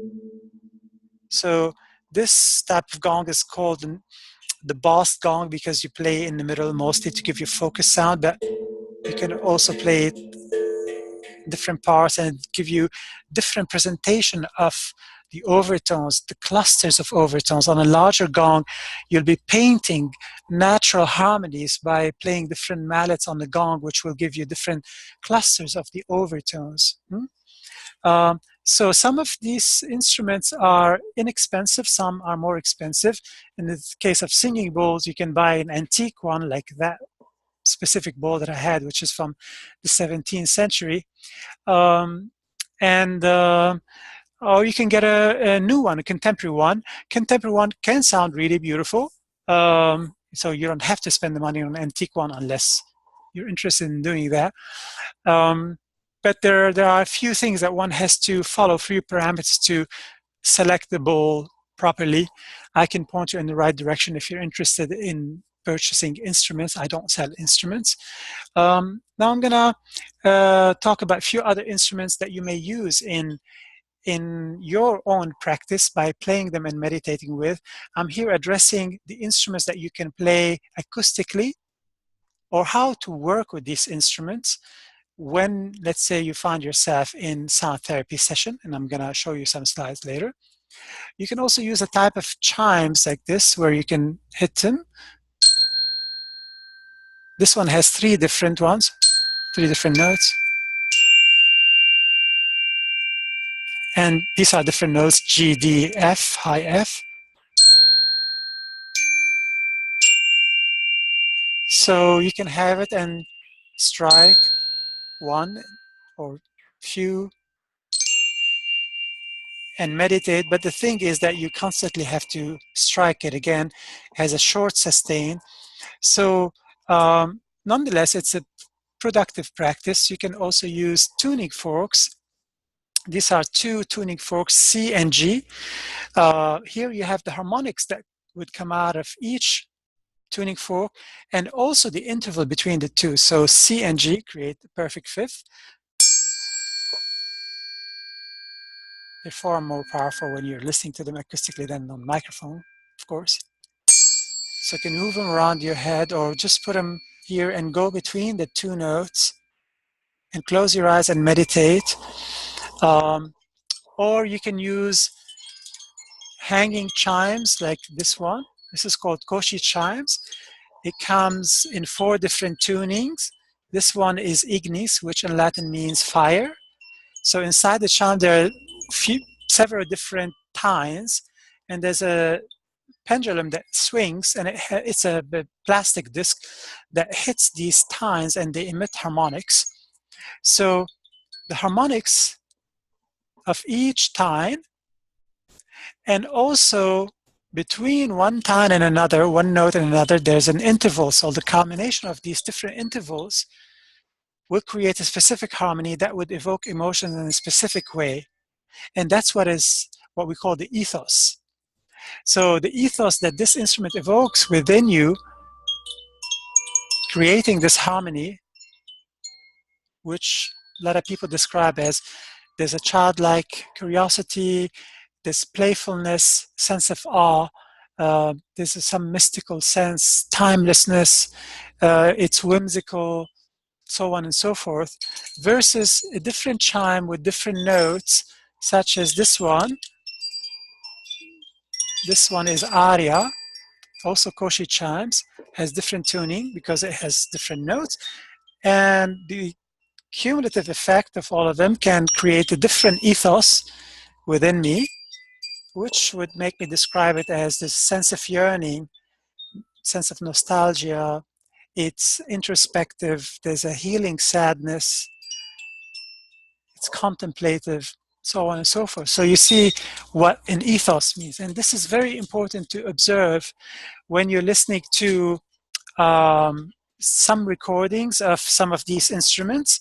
And if you're interested in doing that, I've included a link to my website. You can listen to some tracks that I've recorded a few years ago. Actually, I need to update them because 2 years ago I've recorded 6 albums and I have not made them available yet. I've been so busy in traveling. I keep on saying I'm going to do it soon. So if you're interested in purchasing these albums, you can contact me directly. But if you're interested in listening to things for free, I have a bunch on SoundCloud, which you can access through my website, soundmeditation.com. So it's good to listen to instruments, recordings of instruments, so that you don't bother yourself and play again. However, having few instruments at home will provide you with a different experience because you're actually feeling the sound of your body. Also, microphones, even expensive ones, cannot capture all of the overtones. They're really, really complex. And even if you pick very expensive microphones, which I've used in all of my recordings, and sometimes using up to 6 microphones for one instrument to capture the different clusters of overtones, to give you as realistic sound as possible. When you play acoustically, you can feel the sound in your body. You can hear the pure sound without any medium or any reduction of information. Now we're so used to information being reduced because we listen to a lot of recordings done digitally, no longer on LPs, which is the analog. Not only that, we rip these CDs or fat tracks that are many megabytes, we reduce them by ripping them to a lower sampling rate. So we're listening to music that's recorded on basic microphones and reduced to digital format and reduced further. So you see this degradation that has been happening in a variety of different ways to music, and it's impacting consciousness to a lesser and lesser extent. Is this an agenda, or is this out of ignorance or nonchalance? We don't know. But what we know for sure is that there's a great reduction of very valuable elements here in separation from nature. So these are some of the instruments that you can use but if you're listening to recorded music, or if you find yourself working with a sound practitioner, then there are a few things to consider, and I'm going to go back to sharing the slides.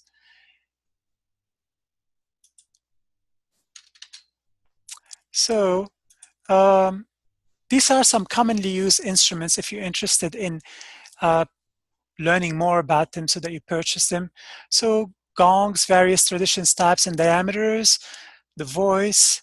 When I use my voice in sound therapy, I don't sing words because people want to interpret words. I sing in a vocalese form or do tony in vocalization. Singing bowls, Himalayan and crystals, I would favor the Himalayan because they're more complex, have more complexity of harmonics. They don't break, and they're not gimmicky. Um, okay. Um, Basically, if you're listening to what I mean by gimmicky here, some crystal balls are being sold as gold crystal ball versus amethyst or jade. These are the alchemical crystal balls. There's no need for crystal balls to be $7,000 and a jade one to be $5,000. It's not going to heal you more. It's just a different tone color. Um, Certainly, they're not using $6,500 more worth of gold. Okay, so there's no evidence that the gold bowl or the platinum or the silver is gonna affect. It's just different tone color basically. Um, so bells, discs, metallic discs, chimes, reed instruments, shruti box or harmonium, didgeridoo, tuning forks, zithers, and monochord, tang drum or the hang drum, or hand pan. Frame drums also have overtones, shakers, rattles, and rain sticks, and tanpura, which is the instruments you hear in Indian classical music. So I'm going to go to techniques to keep your awareness on the sound. Having the right awareness to how to listen and what you're listening for is very important. To judiciously listen to the overtones, to become aware of the space between the overtones, to explore the various register of these overtones. Observe the varying modulation, the wobble or beating that you heard earlier, speed of the different overtones, to listen to the sustain of these overtones and observe their decay at various points. The decay is the fizzling out, the decrescendo. To listen to how the modulation of certain overtones is affected by the wave interference of other overtones. They affect each other, and sometimes this modulation changes. The modulation, again, is the wavering of the beat. To notice the varying dynamics. Some are soft and some are loud. This is what we call amplitude. To visualize opening oneself to the sound and merge with it, especially if we're talking about gong, because sometimes the sound of a gong may seem to be a little dark to some people who are not used to it. And if they call it dark, then it becomes so. So it's very important to stay equanimous, to stay impartial, to develop some equipoise. Equanimity is a powerful and wonderful word, which means preserve a psychological stability undeterred by phenomenon, by emotion, or any other manifestation of power, to just contemplate it. So to visualize oneself to opening yourself to the sound and merge with it, contemplate the shifting energy of the overall sound and of the overtones. Allow yourself to be completely engrossed in the sound to an extent where anything outside of that which you're observing would cease to exist. This is where you become the event and there's no more awareness of the observer. This is a very important point. When you go deep into the science of meditation, the science of the mind, to become the observer, to become that which you're observing without an awareness of the I or the observer is very hard. We can achieve that fractions of second here and there, but you have to be very patient when you're meditating and not to try to stop the mind from creating these thoughts or fighting them, pushing them away. You can't do that, because if you push something away, if you uh, create an action against it, you're actually creating it. So it's very important to develop an equanimity, this impartial attitude, the equipoise, to observe and not have thoughts on what you're observing. And this is the best way to work with sound. Now, when you, and the last point, and I'll riff some more on this, going deep into the sound until you reach time-stopping ecstasy. This is where even the sound disappears and you find yourself in a state where you don't know if you're awake or asleep. You don't know where you are. Your brain, specifically the parietal lobes, which are areas in the brain that are um, that deal with measuring time and space. The concept of time and space is dealt with in the parietal lobes, and deep meditative states. The activity is diminished tremendously. And this is where we go into what's called the hypnagogic state, a state between wakefulness and sleep.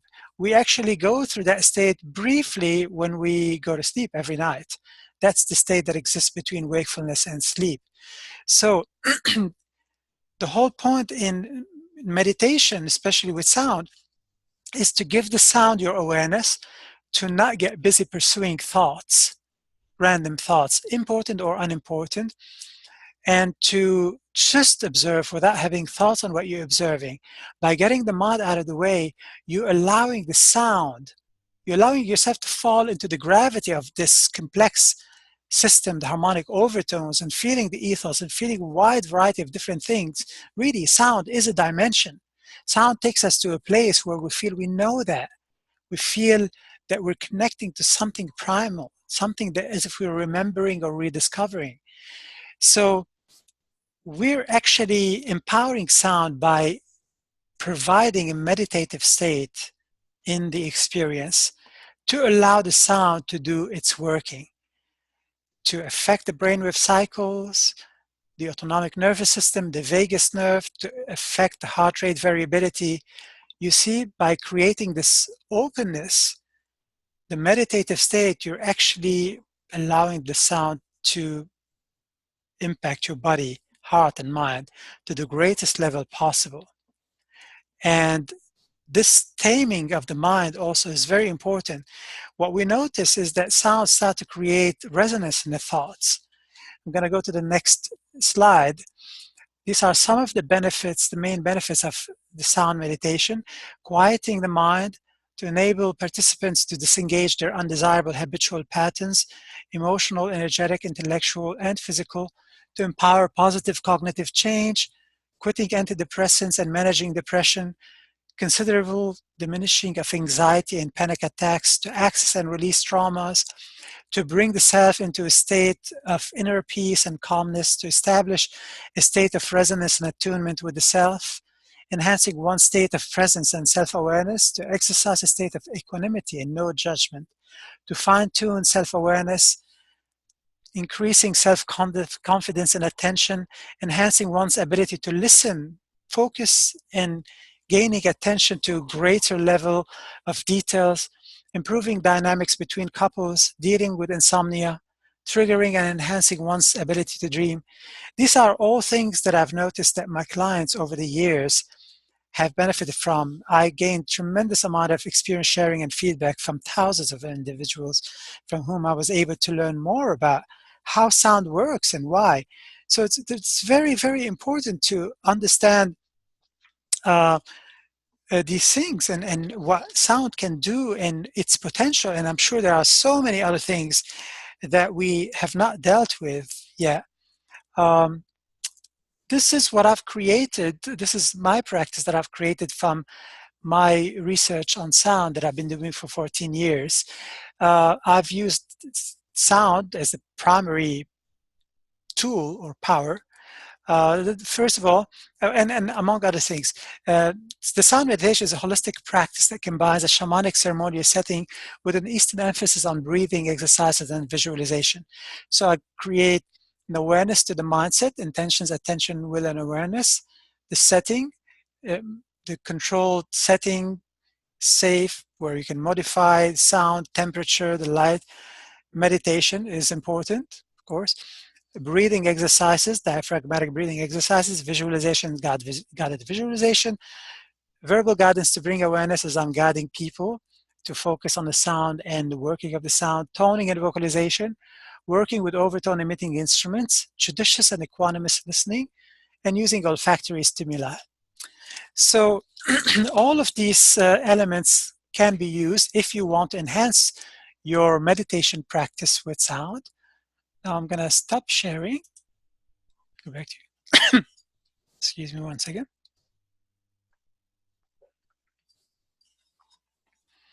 So it's very important to become interested in the concept of reality. There's so much about reality now. Physics is explaining to us how bizarre reality, how much that the physical world that we observe is not the same, does not amount. I mean, all of these things that we're studying about the behavior of subatomic particles and the weirdness of quantum physics, this does not amount to what we observe in the natural world. It's all energy pulsating at different speeds. None of what we observe is really there, but somehow there's a consensual agreement that we call reality or consensual reality, and how much reality seems to be an inner process, a biocentric aspect.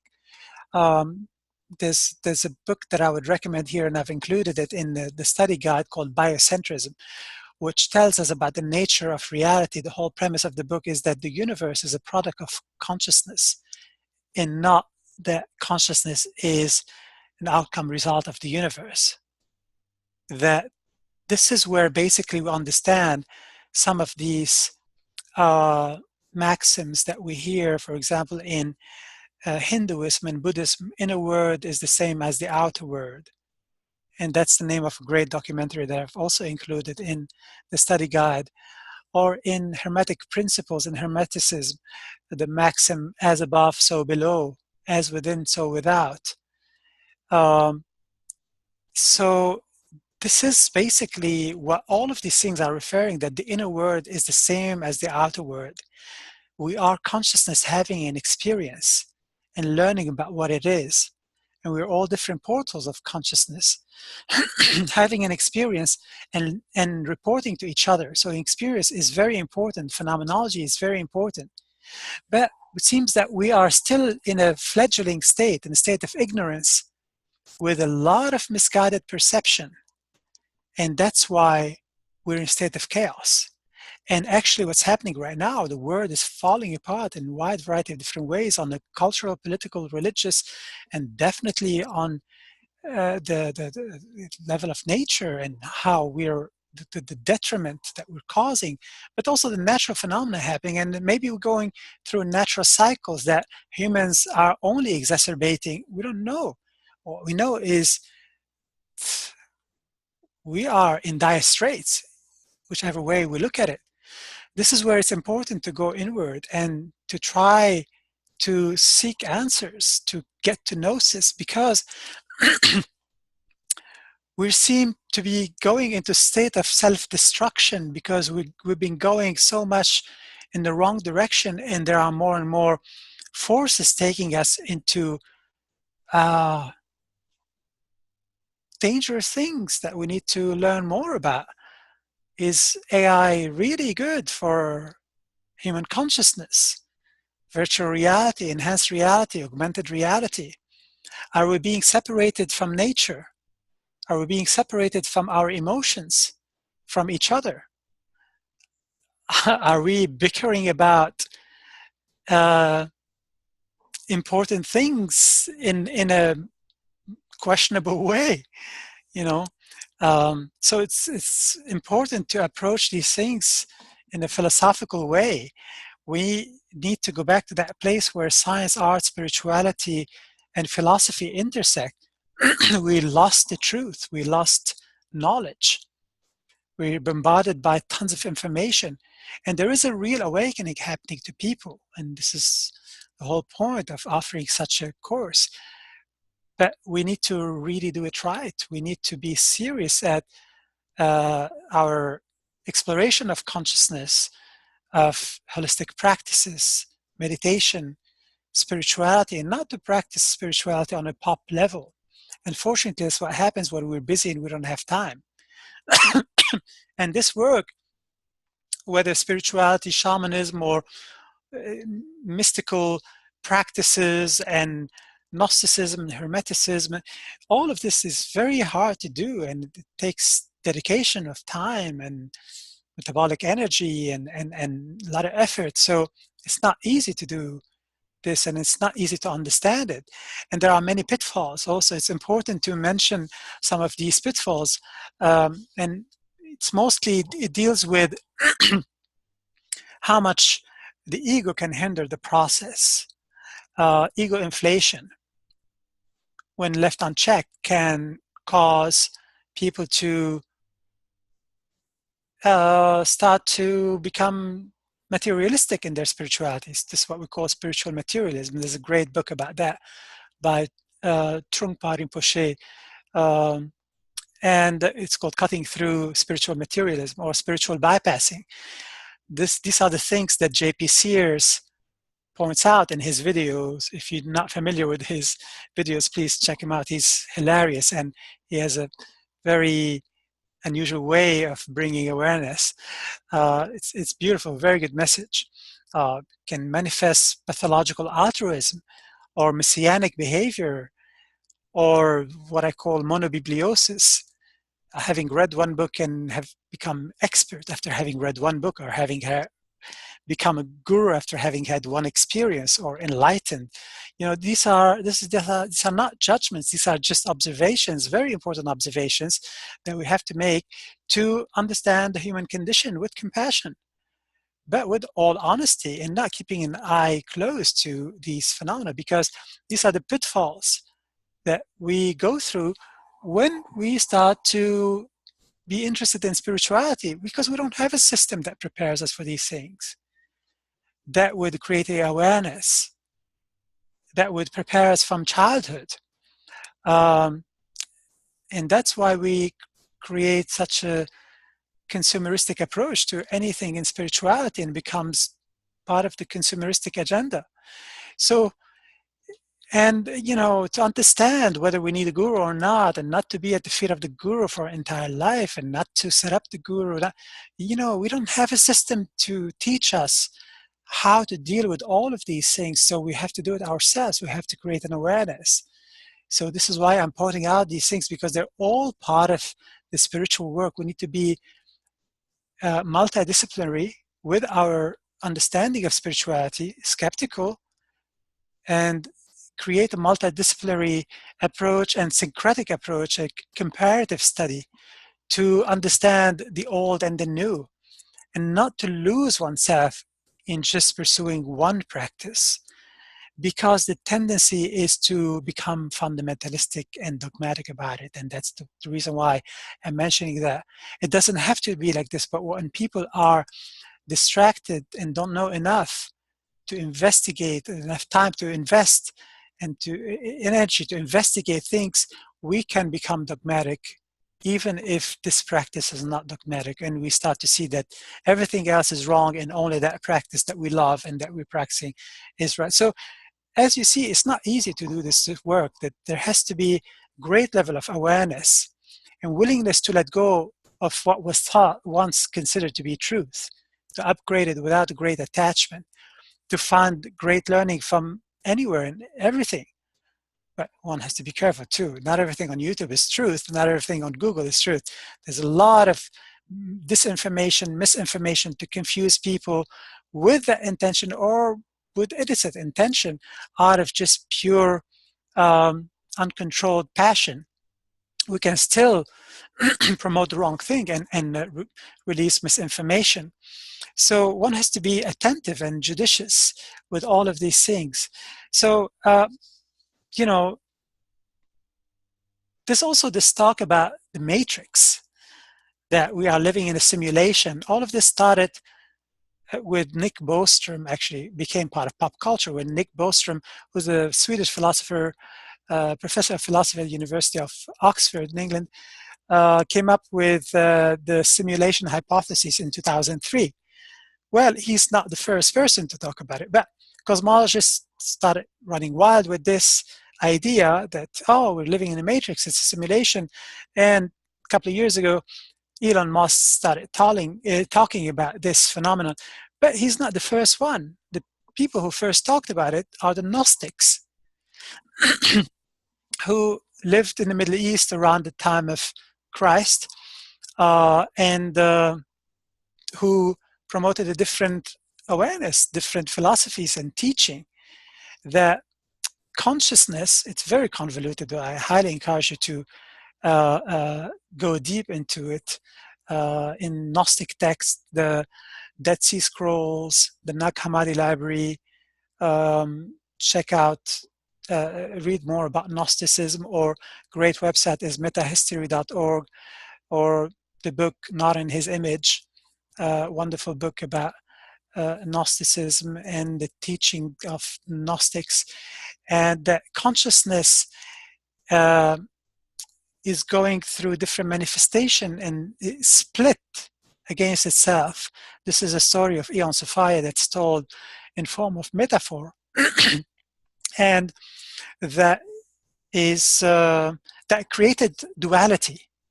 But this divine spark is still within us, and we've been misled by certain religions that are misleading us and causing us to use inner powers in a way that are hindering us, almost in a viral-like way, as if we're infected with a virus that is always misleading us.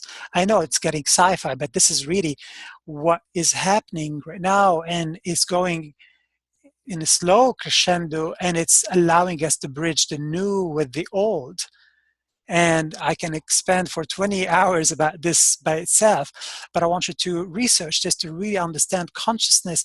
Why am I mentioning this? Because going inward and following gnosis, reaching for gnosis and reaching gnosis through contemplation, meditation, mindful states, sound, this is the divine spark.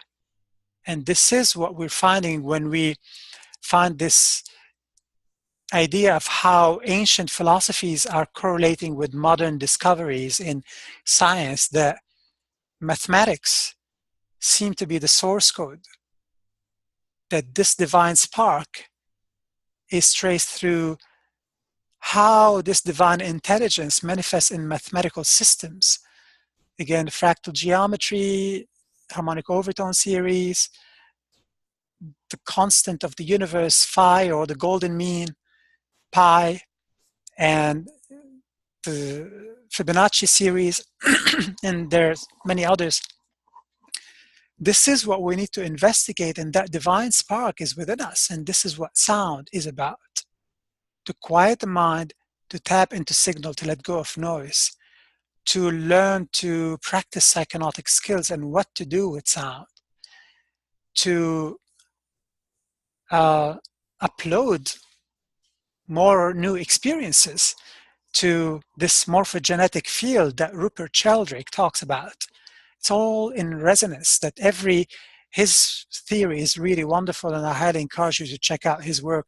Rupert Sheldrake, perhaps Jeremy can put this in the comment box, and he talks about the morphogenetic field.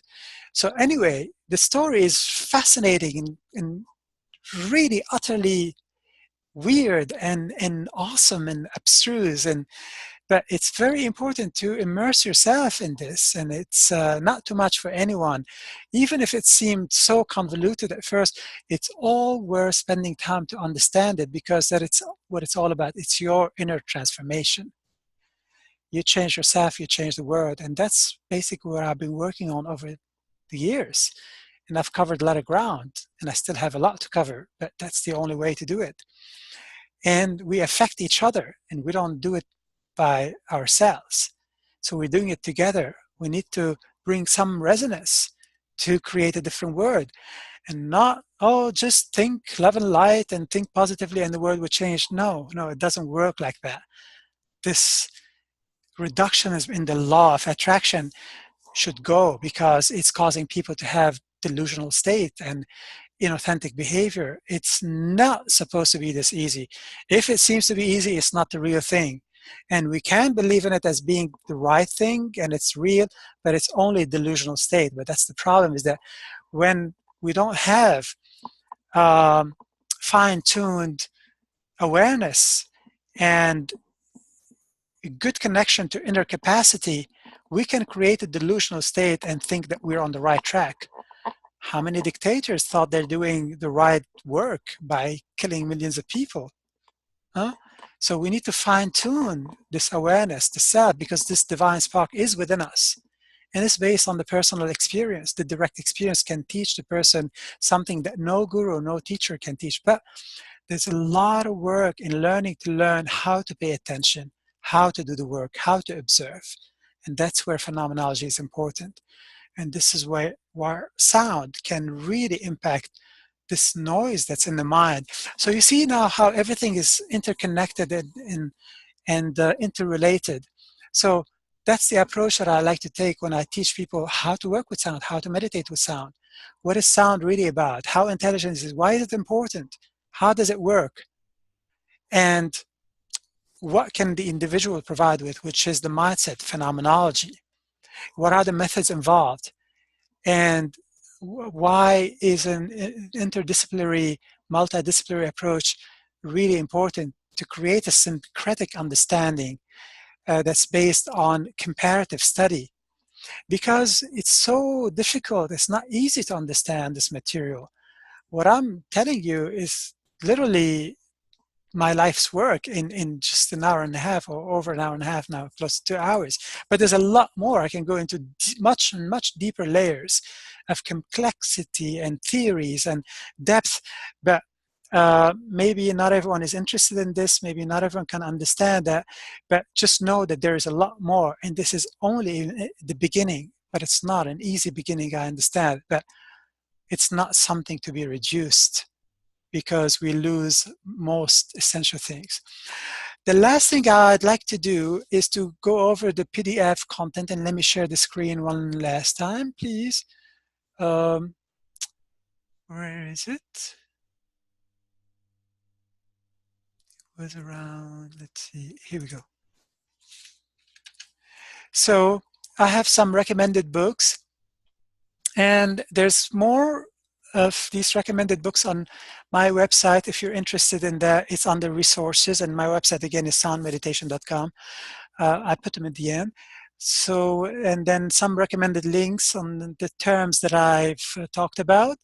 And these are a few documentaries that will emphasize further what I've been talking about, especially inner word, outer word, and the next one, samadhi. Samadhi is the state, the state that's attained in deep meditation that Hindus talk about. Is the state where you reach everything. I mean, you become one with the universe. You're everything and nothing at the same time. This is what Zen Buddhists describe as Kensho or Satori, and what Sufis who use sound and went into a state of tarab, a state of ecstasy. This is what the work of Rumi is about, to reach a state of al-fana. Al-fana in Arabic means the total dissolution of the ego. So you can also check out my TED Talk, which is about this stuff. I expand more about sound and its impact on consciousness. Some additional material you can find on my website, and specifically in the resources, and the audio tracks for sound meditation on my SoundCloud. Jeremy will send you this PDF. And now I'd like to take questions that you may have. So, Jeremy. Thank you so much, Alexandre. That was amazing. I took a lot of notes, and I always take a lot of notes, but really, really quite a brilliant presentation. And I'm always very inspired by the way, especially at the end, the syncretic expression of this kind of style of knowing, like science, mathematics, Gnosticism, mysticism. The only way to really talk about any one thing is to kind of see how they're all part of this Exactly. gestalt. So it's just really Mhm. wonderful. So thank you. And we're getting a lot of comments too, basically expressing the same enthusiasm. Wonderful. Happy to hear that. Thank Yeah, you. and yeah, thank you. We have quite a few questions, Hmm. so I'll just try to get through them as much as I can for everybody. Okay. Um, so this one is from Heather, and I think you mentioned this to some degree earlier. Heather says, "This is amazing. Will we discuss the difference between 440 hertz and 432 hertz tunings?" Hmm. Yeah. So I get this question quite a lot. And I'm myself very, very curious about the answer because I honestly don't have the answer to this question. It's possible that 432 hertz is the better frequency to start on than 440 hertz. Basically, for those who are not in the know, um, what we're talking about here is which frequency is better to tune the instrument to. Starting on A, that is 440 cycles per second, which is 440 hertz, or 432 hertz. Based on some mathematical calculation, it's showing that 432 hertz is a better one. But we need more studies. Huh? Why I'm saying this? Because I'm skeptical. I'm really interested in the esoteric, but I'm very skeptical. So um, we don't know yet. Now, what people think that, oh, the ancients always used 432 hertz. No, that's not true. First of all, there was no electricity. There was no way to measure 432 cycles per second. I know, having been a musician, played different repertoire and having been interested in what's called performance practice. That means if you are a conductor or musician interested in performing and recording the music of Bach, which is from the Baroque period, as authentically as possible, you would get musicians who have replicas of old instruments, period instruments, or even period instruments, have different bows who play and studied over many years how to play music based on a lot of manuscript of how it used to be interpreted, played. And check this further. For example, the recordings of John Eliot Gardiner of Bach, how differently it would sound from someone who does not follow performance practice, or Nicolaus Harnoncourt, and so on and so forth. So this is something that's huge in musicology and performance practice. Um, so you would play and record Bach on A 415 hertz. And A has been moving up, the tuning of A. 425 in times of Mozart and Verdi was 430 and 435. So it's not true that all the ancients used 432 and only now that the Nazis started 440. Were the Nazis into crowd control? Hell yes, more than anyone else. They've inspired the US government. This social agenda, the social engineering, the social control, and the social model. And anyway, so this is very serious stuff. Now, but I should emphasize that it's not really important to emphasize the 440 versus 432 hertz. That's not nearly as important as equal tempered scales or non-equal tempered scales. It is important on what frequency you tune, but not nearly as important as what is the mathematical relationship between one note and another, and what's the cumulative effect. That's what no one is talking about. So is this conspiracy 440 against 432 hertz conspiracy to distract people? Yes, it can be. This is how some conspiracy theories can manifest. They would state something that is compelling, could be worth inquiry, could be even important, but not as important as what needs to be discussed. So misdirecting attention, misdirecting people and dividing consciousness, causing people to emphasize something that's not nearly as important as those who know. And I'm not the only person talking about the value of non-equal tempered scale. just intonation, and that's why ancient musical there's tons of material. I mean, even Plato and Socrates. I'm in good company, and I'm humbled by that.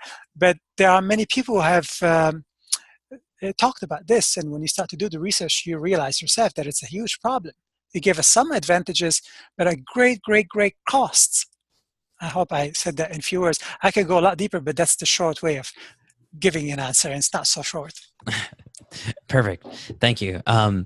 So the next question is from Niffer, and Niffer is asking, are there certain scales or musical systems which are most beneficial on harmonizing the brain-body frequencies when sung / intoned by an individual?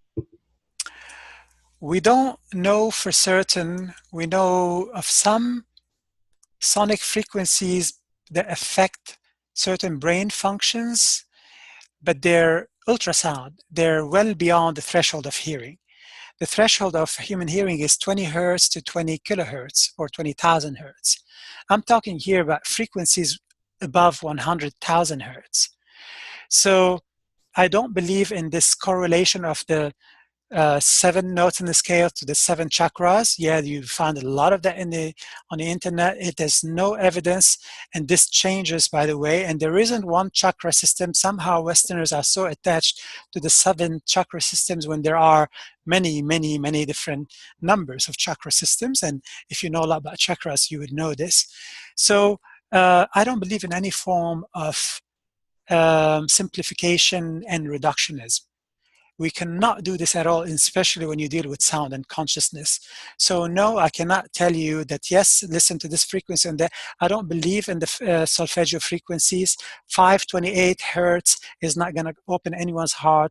I've seen many people and met a lot of people. I know many people use it, listen to it all the time, and I can tell you that their heart is not open and their third eye is not open. So no, these things don't happen so easily. One note is not going to open your third eye or open your, root chakra or heart chakra. Chakras don't open this easily. If you believe that you have to do something about it. These are huge things that would take years and years to do. Nothing that is connected to such something so immense is achieved in such a simplistic way. We need to grow up. So no, I can't recommend. I wish I can say yes, I could recommend, but I'm not gonna misinform you. What I can tell you is that any instrument with pronounced overtones that you can hear is great for you. Fifth is very good as well. It's one of the most powerful mathematical ratios, the 3-to-2 ratio. And music is all full of mathematics, whether you're dealing with the melodic mode or the rhythmic mode. If you play 3 against 2 rhythms and speed it up, you get to pure fifth. So even rhythms can amount to mathematical ratios, not just melodic mode. And all ancient musical cultures have these 2 main systems, the melodic mode and the rhythmic mode. Melodic mode being the raga in Indian music and the tala in the rhythmic mode in Indian music, or the makam in Turkish or Arabic music, or that's the melodic mode, or the ika and usul in Arabic and Turkish music, so on and so forth. So you're dealing with 2 different parameters of manipulating mathematics, and that's what music is. Yeah. Great, thanks. She's saying, yeah, she was referring to the steps like the 72 divisions of Byzantine chanting. She wasn't sure how to ask that. Yeah. So basically what that is about is that in all of these modes that I use in Byzantine music, all of them have very unique pitches, frequencies, that these pitches may not be present or used or overlapping with another mode. These are unique pitches that form a very unique ethos. That means they get you high or tripping in a very specific way. And it's a very light, ethereal, natural high. I've experienced that many times. I'm Greek Orthodox. I used to go a lot to church when I was a kid. I still listen to them. I've analyzed them. I've played as an ethnomusicologist music from that part of the world, from West Asia, Turkish, Arabic, and Persian musics. I'm familiar with this concept of getting high from music naturally. And Westerners can learn that, but you need to know how to listen. to let your body vibrate sympathetically. You see, this is sound on your nervous system, but if the mind is interfering, if you're judging the music, if you think, I can't understand it, well, maybe because you're trying to take that same approach that you listen to pop music or classical or jazz. No, you have to take a completely different approach. And that's something that Westerners who are not used to that music can learn, but it's going to take some practice to develop the awareness. Mm. Yeah. Great. So the next question, let's see. This one, this is just a technical mention. Lisa's asking, how do you spell, you mentioned it earlier, Tarab, pure sound? Tarab, Tarab. T-A-R-A-B. There are 2 links on my website in the links to check out or articles about this. There's a great book by A.J. Rossi that I highly recommend if you're interested in going deep into it. Yeah. Great. Okay, so the next one is actually, let's see, about binaural beats. Mm-hmm. Basically, they're asking, what do you think of them? Are they effective?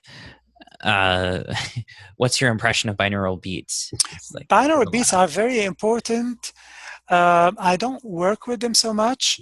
I prefer to work more with acoustical instrument, with the overtones, the complexity of the microtonality of the overtones, the behavior. I'm interested in psychoacoustics, in directionality. Psychoacoustic, basically how your nervous system reacts to sound. In directionality, how instruments have directed voice in a specific way. For example, the singing bowl, let me get it back. When you play it, the sound goes in an oblique way. That's the best angle to experience the singing bowl. That's called directionality. The brain localizes sound in a very unique way. If someone is playing the bowl around my head and my eyes are closed, sound can affect so much the meditative state because of the way my brain is localizing sound. Sound can inform us of space as well. It's really complex. So I'm more interested in this side than in binaural beats. However, they are important, and the ancients explored them as well, where you get two frequencies of a specific difference between them, subjecting your ears, for example, this ear to 110 hertz, this one to 120 hertz, and you would hear the 115 hertz, the difference between the two in your head, even though that frequency is not really there. So they are powerful. They're to be explored deeper, but I'm exploring something based on my intuition, my interest in something that has not been explored enough. Yeah. Great. So the next question, this is from Galen, and again, it's sort of exploring these instrument questions. Galen is asking what you think of crystal bowls and how they compare to metal bowls. Yeah. Crystal balls are beautiful. So I'm not discouraging people from not buying them. I'm just telling them not to fall into the gimmicks. Crystal balls have beautiful sound, but one has to be careful of a few things. Not to play them in an intense way because they can easily sound shrill and very loud to deafening and piercing level. Um, Playing them delicately is important. Metallic crystal balls will never sound shrill and too intense. Um, and there are reasons connected to physics. I'm not going to go into that. Also, crystal balls don't have the complexity in the modulation, in the wavering, in the beating of the overtones. If you remember, certain overtones would sound as wow, wow, wow. Higher one would be wow, wow, wow, wow, wow, wow, wow, wow, wow. And that's a modulation. So you wouldn't hear that on the harmonics of singing bowls, crystal bowls. You wouldn't hear so many harmonics either to clearly audible level. They also can break. They can be very expensive because of that gimmicky thing that golden bowl, because it's more expensive, must heal you more than a lesser bowl in the alchemical bowls. Basically, crystal bowls are sand, glass. Nothing wrong with that. They're crystalline in structure, but also metallic bowls are crystallines. So these, you can also call these crystal bowls because all metals are crystalline in their structure except for amorphous metals. So I don't like this idea of combining crystal into singing bowl, crystal and sound. Oh, you get the misunderstood concept of the power of crystal. Crystals are amazing. They look great. I love them. They're used in technology, but I'm not yet convinced in how they're used for holistic practices to work with consciousness. I've worked with people who claim to have this power. I honestly did not feel it.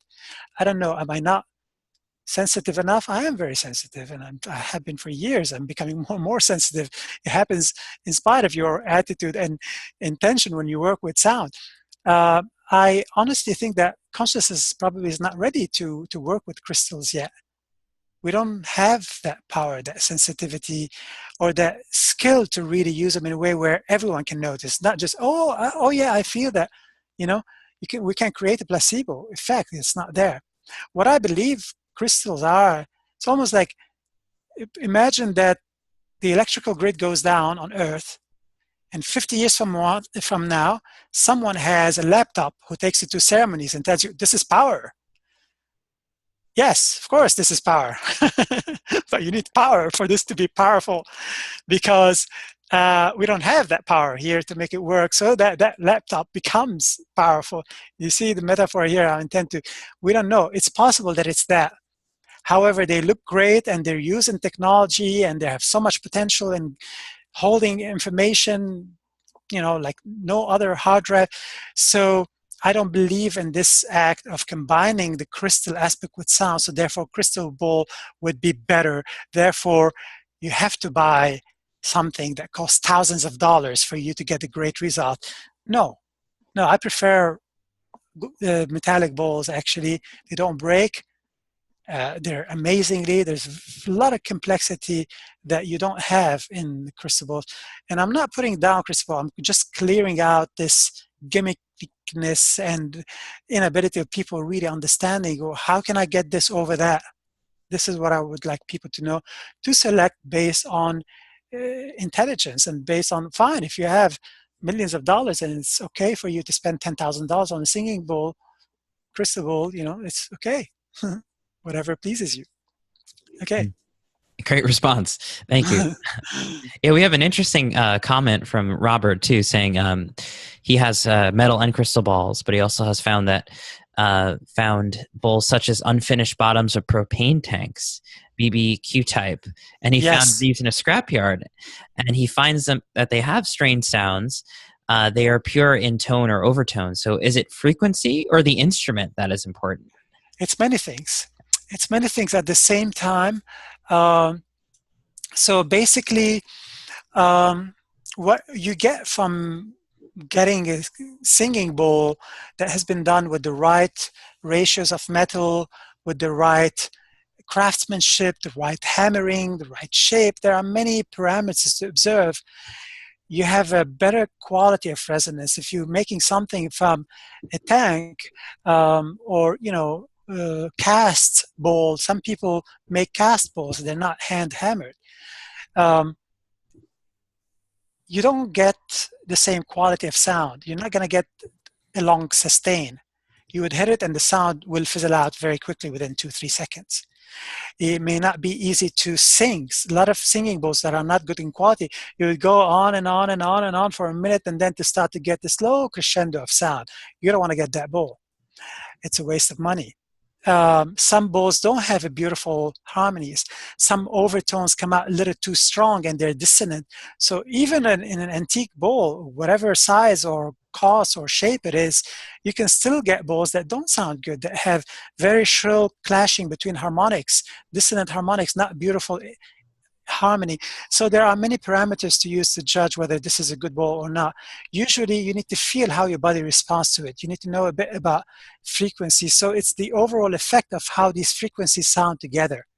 That's what we call the harmonic spectrum. But singing bowls are not projecting only one frequency. It's a relationship, ratio between this frequency and that and that and that. Mm. Yeah. Great.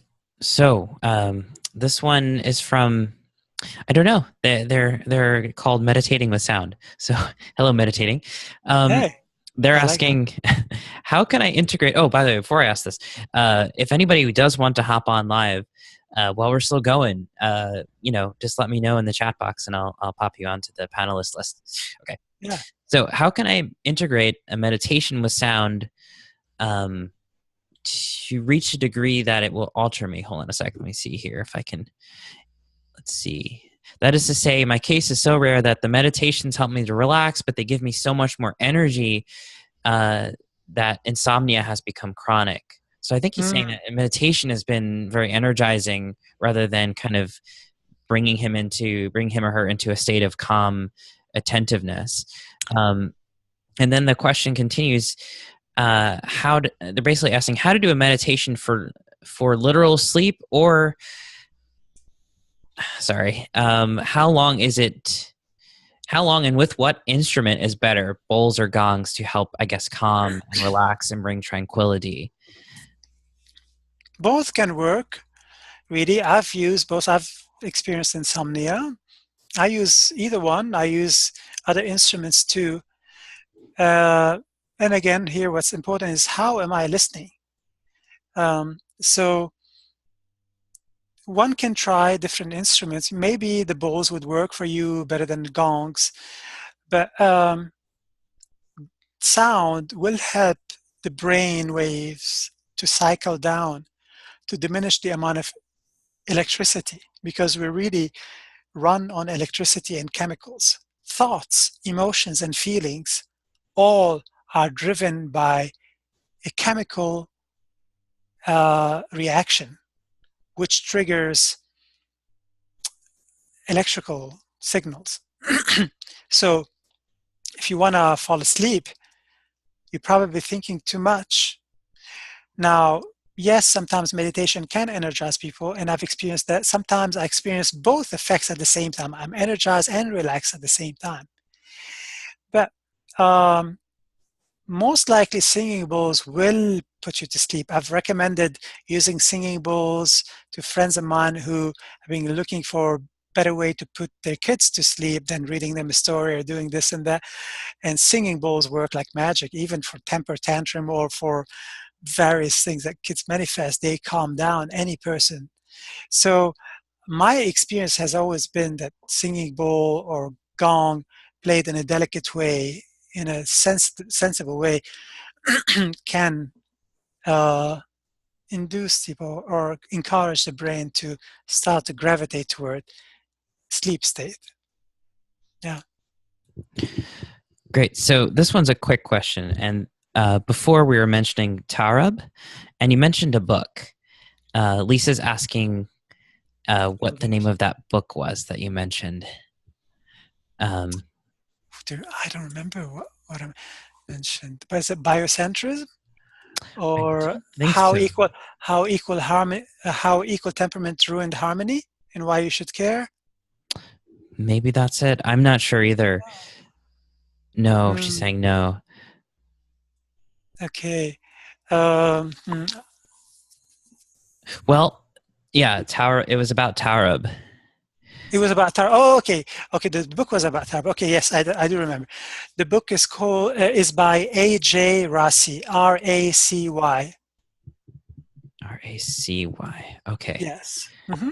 there we go. That's in the chat box, and this will also be recorded, so you'll have that there. Okay, great. So, do we have time for? It's 10:18. Do we have time for maybe 2-3 more questions? Okay, yeah, sure. Great. Okay, excellent. So, let's see if I can find a good one. Just had one up here. Sorry, one moment.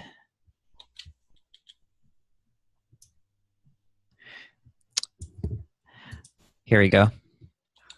So this is from Anne. Anne is saying, I wonder if one way that we are separating from nature is by digitizing sound, emphasizing smaller file sizes, but losing the amazing variability of analog recordings. Is this like looking at black and white photos versus color versus looking at the real thing? It seems like there is a moving away from fullness and full experience, perhaps. What do you think? Absolutely, absolutely. Yes, that metaphor is correct, but it's far more complicated than that, but it's in that direction. And there's a systematic approach, actually, of separating us from nature, from the divine spark that's within us. And it manifests in so many different ways. I'm going to name few, and they may be unknown, or you may be skeptical about some of them. It's fine, but the best way to clear out the skepticism is by researching investigating, and this is where the transformation will happen. Because these big truths are not supposed to convince you yes or no just by hearing someone saying something, one little thing about it. So GMOs is one, genetically modified organism. Vaccinations, and I'm someone who believes that yes, they're not good. They are causing autism among many other things, and it's not being approached, and some doctors are being silenced. And pharmaceuticals, and fluoride in water. It has been proven to be poison. Many countries have banned it, okay? That is not good for teeth. Chemtrails. There's so much research on the chemicals that are found in chemtrails. These are the seemingly contrail that some airplanes leave, but it's not contrail. Contrail disappears. Chemtrail remains there, and you have a big line that bleeds out and connects and becomes like a strange looking cloud. There's a lot of chemicals that is being used for weather control and probably human control. So there are advanced scientists doing work on this. What other methods? Electromagnetics technology. We're being sucked into the machine. The role that machine technology is playing in our consciousness, the electromagnetics, Wi-Fi, it's wreaking havoc on the electromagnetical system that the body runs on. People don't realize that we are electromagnetic machines. Our heart and brain, especially these two, rely so much on electromagnetism, and they emit electromagnetics. So our bodies are having to adapt. Every plug in the wall is 60 hertz. Every time you pass by it, you are bombarded by 60 hertz. I know about these things because when I do EEG studies, I have to go away from plugs because I get it showing up in the person's brainwave cycles. It picks up a frequency of 60 hertz. These are people don't know, things that people don't know about. And of course, we don't know what we don't know, and we don't realize how impactful it is when we start to know. But the early stages that we're skeptical, we reject it because of cognitive dissonance. So this is where research is important to realize to what extent this system is separating us from the inner divine knowledge. Religions have done the same thing. Book religions, Abrahamic religions, Jehovah religions, if you ask me. And according to what the Gnostics are saying, that we have been following the wrong God. Jehovah is not the right God. Well, is there proof of that? Hell yes. Who's been killing who for thousands of years? Protestant and Catholics and Muslims and Jews and Sunnite and Shiite. And I'm not picking on these religions. Religions do have some of the truth, but when they're practiced in the wrong way, which is almost always, you get people killing each other over whose God is best. So why we are misusing something within us, this interest in exploring the concept of God, what is God, is so important for us. Faith is important. We are born to discover what God is. So of course it's going to be something that can make a person who's ignorant to be very passionate about, to a level taking many lives, because these people have a different truth. So this is what this virus as, and if you read the Old Testament, you read about a vengeful God, angry, bipolar, jealous for sure, who promotes killing. We thought that God is supposed to be God of love, right? So we are having to evaluate. Again, I respect everyone's religion, but I'm deeply interested in the truth. And why do religions need so much money? How much good are they doing in the world? And when you do research, you realize that almost every war was caused by religious conflict. So we need to grow up emotionally, religiously, spiritually, and question things and to realize, where is the truth? Are we so gullible that we're buying into different truths? Hey, come here. I have a book. God said this. Come follow me. I have it all figured out. You don't have to do anything. You don't have to think. Just come to the holy house. No. If I can tell you how much these religions use sound and capitalize on its power, at the end, what you feel in church or mosque or temple, it's just sound on your body and brain. Take this out of context. Take the religious words out, the sacred words. You get the same effects. Every shamanic culture and tribe did the same thing, and indigenous culture, and the Sufis did the same thing. It's been done over and over. We do it all the time, but now to a reduced level in raves and parties, and concerts, because music is incapacitated. And that's probably what caused people to take drugs to get to that state, because sound, the harmonic system we have in the West, is so incapacitated. We cannot go into that altered state. I'm not saying the music is bad. No, it still sounds great, but it came at a great cost because of the eco temperament. It does not take us into the altered state.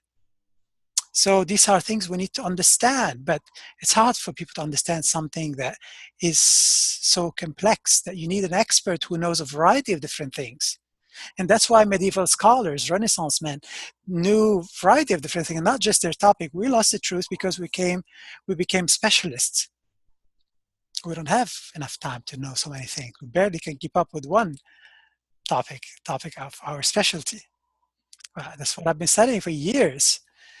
I became an independent researcher. I left teaching at university to dedicate my life toward connecting the dots to realize that, wow, the puzzle is far bigger. That if you take one subject, if you're not aware of the complexity of our subject, that one subject is going to seem to be the entire puzzle when it's only one piece of the puzzle. This is where we lose ourselves and we become dogmatic. Yeah. Brilliant. Brilliant reply. Thank you. Yes. So we're running short on time now, but just have a quick fire question or two. One is from David, and he was asking because you recommended the world is sound in the study guide, Yeah, and in brilliant. the dedication, it's dedicated to John Coltrane, Gene Gebser, Hermann Hesse, Hazrat Inayat Khan, and Hans Kaiser. So he's asking, are you a Gebserian? Are you familiar with Gebser? Yes, I am familiar Oh, of that's Gebser, and I love his work. I love all of these people that the book is dedicated to, and it's a book that I recommend so much. If you're interested in this, musica theorica, I was talking about earlier, about this esoteric side of sound, and to realize how much it's all about sound. It's all about music, and this is the divine. This is the spark to the divine, to understand the complexity of all, and that's basically what people who made so much effort, and this is something every person can. The hardware, the body is great, fine, optimal. It's the software that needs to change. So people who have worked hard have changed the operating system and the software and started seeing the truth, experiencing it, which is something that cannot be told. And there are things that I cannot tell people. Why? Because either A, I don't have the language to tell it. It's not something that can be described in spoken language, in any language. B, it's too complex. I would have to spend many weeks with you and introducing you to things step by step in a gradual way so that you open up and understand complexity, because it's all about that. It's that transformation that happens in the person. Uh, C, I don't know. They're just too weird. I don't know what to make out of them. I cannot communicate them. D, I cannot tell you about them because you're gonna think I'm crazy. You probably already think I'm weird. But that's what creates reality. Reality is stranger than science fiction, not fiction. And it's getting sci-fi. If you haven't noticed yet, reality is getting sci-fi. If you are pursuing a variety of different things in quantum physics and things happening at CERN, or what they're doing at CERN behind what they're telling us, okay, just read the controversy around that and how weird quantum physics and the deeper understanding of quantum physics. But what's missing is the science of harmonics. This is the theory of everything that will bridge our understanding of theory of relativity with quantum physics. And that's what Kabbalah is about, but it's the ancient form that we're rediscovering now. Yeah. Also, the mathematical system, that's another way of disconnecting us from nature. Base 10 mathematics as opposed to base 60 mathematics. awesome. We unfortunately we have a bunch more questions, but Oh, maybe okay. we can follow up in the future. There's a couple more, but we won't do that live. Okay. So I just Okay. wanted to close and say thank you. This has been absolutely wonderful and quite brilliant, and I've taken tons of notes, and all of us have. We've gotten comments throughout the session on Wonderful. how insightful this was, and I really appreciate. Yeah, awesome, awesome, awesome. Thank you, David. Um, really My pleasure. appreciate your passion, your insight, your ability to bring these ideas together and to kind of cut through some of the BS. In There's a lot of Yeah, BS. That's the problem. And then people are buying into BS.